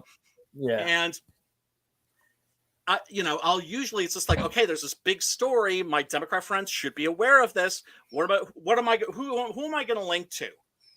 Always Russell Brand. Why? Because my female woke friends might go, oh well, he's cute. He's a gateway, yeah. He's a gateway, right? fucking. That's what makes him fucking dangerous. Sense. Yeah, him, no, I hear you. Joe Rogan, Jimmy Dore, all those dudes. They do not give. They give zero fucks. Silence. Right? Yeah. Oh, they're gonna muzzle them real fucking fast. But the thing is, it's like people like Brand has already moved over to Rumble, right? And people are like basically setting everything up for when that day comes, because they know it's coming, and they see the writing on the wall, and they know that the algorithms are fucking with them and all that. But it's just, I don't know. These are just fucked up, crazy times. But hey, a lot of these Universal monster movies were made in very, very fucked up times. Mainly, namely World War II. Yeah. But so at least we got horror. At least, hell yeah. And horror. Hey, who's throwing down right now? Who is fucking Hulu, dude? Like Hellraiser's looking promising. The Prey was pretty good. Prey, I mean, Predator's horror. I mean, but it might not be good or bad, but they got horrific shit in there. It's still, it is sci-fi. Or horror, or sometimes horror adjacent. ID Crisis. Russell Brand is on YouTube, and he's got like 5 million fucking subs, dude. But you know what's not mostly on Rumble at all. This is the fucked up thing. No, actually, he does like. He does Rumble, but he ain't got 5 million fucking subs over there, dude. Right. I'm just saying, he's mostly on YouTube. Yeah, but that's why he's trying to, people are getting ready. I got like 1,000 fucking Rumbles and like 600 or 700 fucking videos on Rumble, and I don't get no kind of views over there. There's no viewers there yet. Yes, but here's the thing. When that button gets hit, a lot of people are going to be like, oh, cool, cat videos, right? But there's also going to be a lot of people, more than I think they expect, that are going to be like, this is some bullshit. And the people that I like watching, they have already said, hey, check out my Rumble. It's like link is down below. That's what I mean. I backed up all my videos there for the longest time, and then it was like, man, it just wasn't. You don't get enough views for the amount of time it takes. Right. Maybe when the platform gets a little bigger or whatever, then I'll do more over there. Well, when the exodus happens, do you know what I'm saying? Yeah. Like I said, people, it's like right now it's good for backing up your shit, and because all of our shit can disappear at any moment, and we always have to be aware of that. So Rekieta was suspended for 2 weeks because a trans person claimed he threatened violence. I guess that's all that has to happen is people like claim that you. Well, in Canada, actually, they arrested and I think fined a comedian for making a joke about like about a lesbian couple that were in the crowd. Evidently, they were really obnoxious and throwing bottles and glasses and shit and like making out and making a spectacle. And then I think he commented on it. And so Canada's fucked up. England's fucked up. They're arresting people for jokes over there. And we're going to follow suit very, very soon, and then, what do we do? We'll move to like Rumble and then they'll come after us there. It's going to be like whack-a-mole. Also, I think there was that one guy, like some MMA fighter, like some Giga Chad guy. I think he just got booted off of YouTube, and his premiere on Rumble was evidently huge. So, Yeah, we'll see what happens. We'll see what it's the same thing with Zoop. It's just like the more we of venues that we have to build our brands, the better. So before we peace out, any ideas for what we should watch next week? Anybody in the chat, if you feel like making suggestions, have at it, Hoss. But the only caveat being that it has to be something that's not behind a paywall. Well, I say, whatever Gilmore wants, and if you don't, then let's do Terrifier. Personally, if Chad Okay, got something. That's the plan. That's the plan, man. I want to watch Terrifier like right now. The sequel looks dope, man. It actually looks pretty good. It does. Yeah. So Matt, tell these fools where they can find you. Yeah, for sure. You guys can find me on Twitter at Runecutter Comic, or you can check out my YouTube channel. It's Metal Movies and Brewskis, where I talk about comics, metal, movies, beer, that type of stuff. And if you want, you can back my book at butchcleaver.com. It's this right here. I got Butch Cleaver. I got Butch Cleaver 2 up right now, and I also have the first issue right over here. And this is it right here. And basically it's a horror western. It's about this butcher that gets killed and he's brought back to life by a voodoo curse, and that curse gives him the power to weaponize bone on a molecular level. So he tries to use that power for revenge, reckoning, maybe redemption, kind of like a cross between Evil Dead, spaghetti westerns, and a little bit of the Hammer thrown in too. So you're gonna get a lot of blood, guts, all that stuff. I enjoyed the hell a out weird, of it. a weird world really too. fun. So thanks, Brian. And yeah, you got it. You got it, yeah, man. Thank you, you guys. Any old time, bro. Any old time. We love you, you sexy Oh, what you got there, Pops? Gods of Metal from Laughing Rogue Gaming. Oh, yeah. You can be Slash. I don't want to be Slash. You can be Ozzy. I might want to be Ozzy, but Ozzy's pretty burnt. You build a rock. I want to be Lemmy. And you fight against the evils of the world. And you have fun. That sounds great. For the horror people, because I know that's why we're here. Slaughterville, baby. Oops, Slaughterville, baby. Another game, 1 to 6 players, where you could be the final girl. You go to all the different places, the camp, the campsites, the haunted houses, all the places in all the last house on the left, all the different places that you go to in the movies, you go to as one of the victims or the final winners. You know what I'm talking about. And it's also a book. It's also a comic book, Slaughterville. Oh, no kidding. I didn't know that. Check it out. Nice. And since you guys brought him up, we got to. Oh, yeah. Oh, yeah, for she's. Man. I need to get my hands on that. I got 1 and 2, man. I haven't read them yet.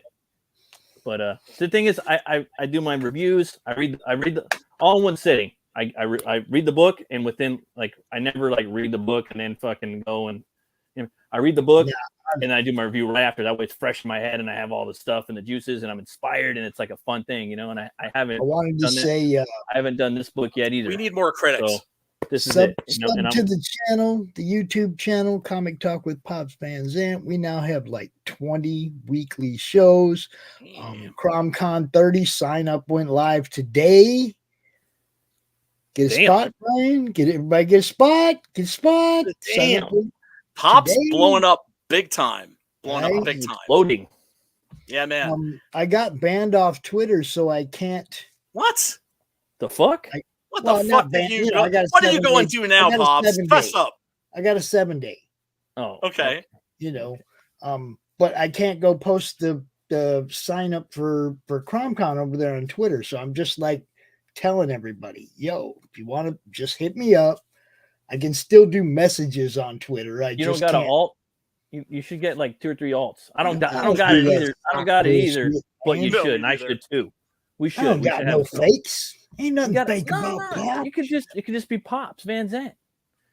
I need another one too. Banned a long time ago. I need a Matt Bird one too, or a fucking Butch Cleaver or a Hell War one or something. Just some shit. That Pops Van Zant one got perma-banned a long time ago. Okay. Well, that's an indication that you're doing something right, son. That's all I'm saying. You know me. I'm gonna say what I got to say. Yes. You got a big mouth, there. As do I. Omnibus right here, huh? Yeah, man. Mm-hmm. Yeah, boy. Need about another 6,000 or so to get that book funded, huh? Yep. And Yep. I'm sure we're gonna make it. But right now it's still a little suspenseful, right? Only Yeah. 17 days left. Folks, you can get this. It's going to be a big book. It's an omnibus, right? So this is going to be issues 1 through 8, which I've already done campaigns for, but it's going to great have story. issues 9 and 10 added to it. Oh, And it's sweet. a great story. You don't have to worry about whether or not it's a good story. And you don't got have all to the worry options about in there whether or too. not he fulfills. You don't have to worry about none of that dumb shit. So just go back to book. Yeah, I just Yeah, got my because I backed a book on here called Axe Wheeler John, and Yep. I got my my email from Patora. He's like, yeah, dude, we're just about to we're getting the file together. Basically, he's got like just a few pages left, and he's going to start fulfillment. So Nice. sounds pretty legit.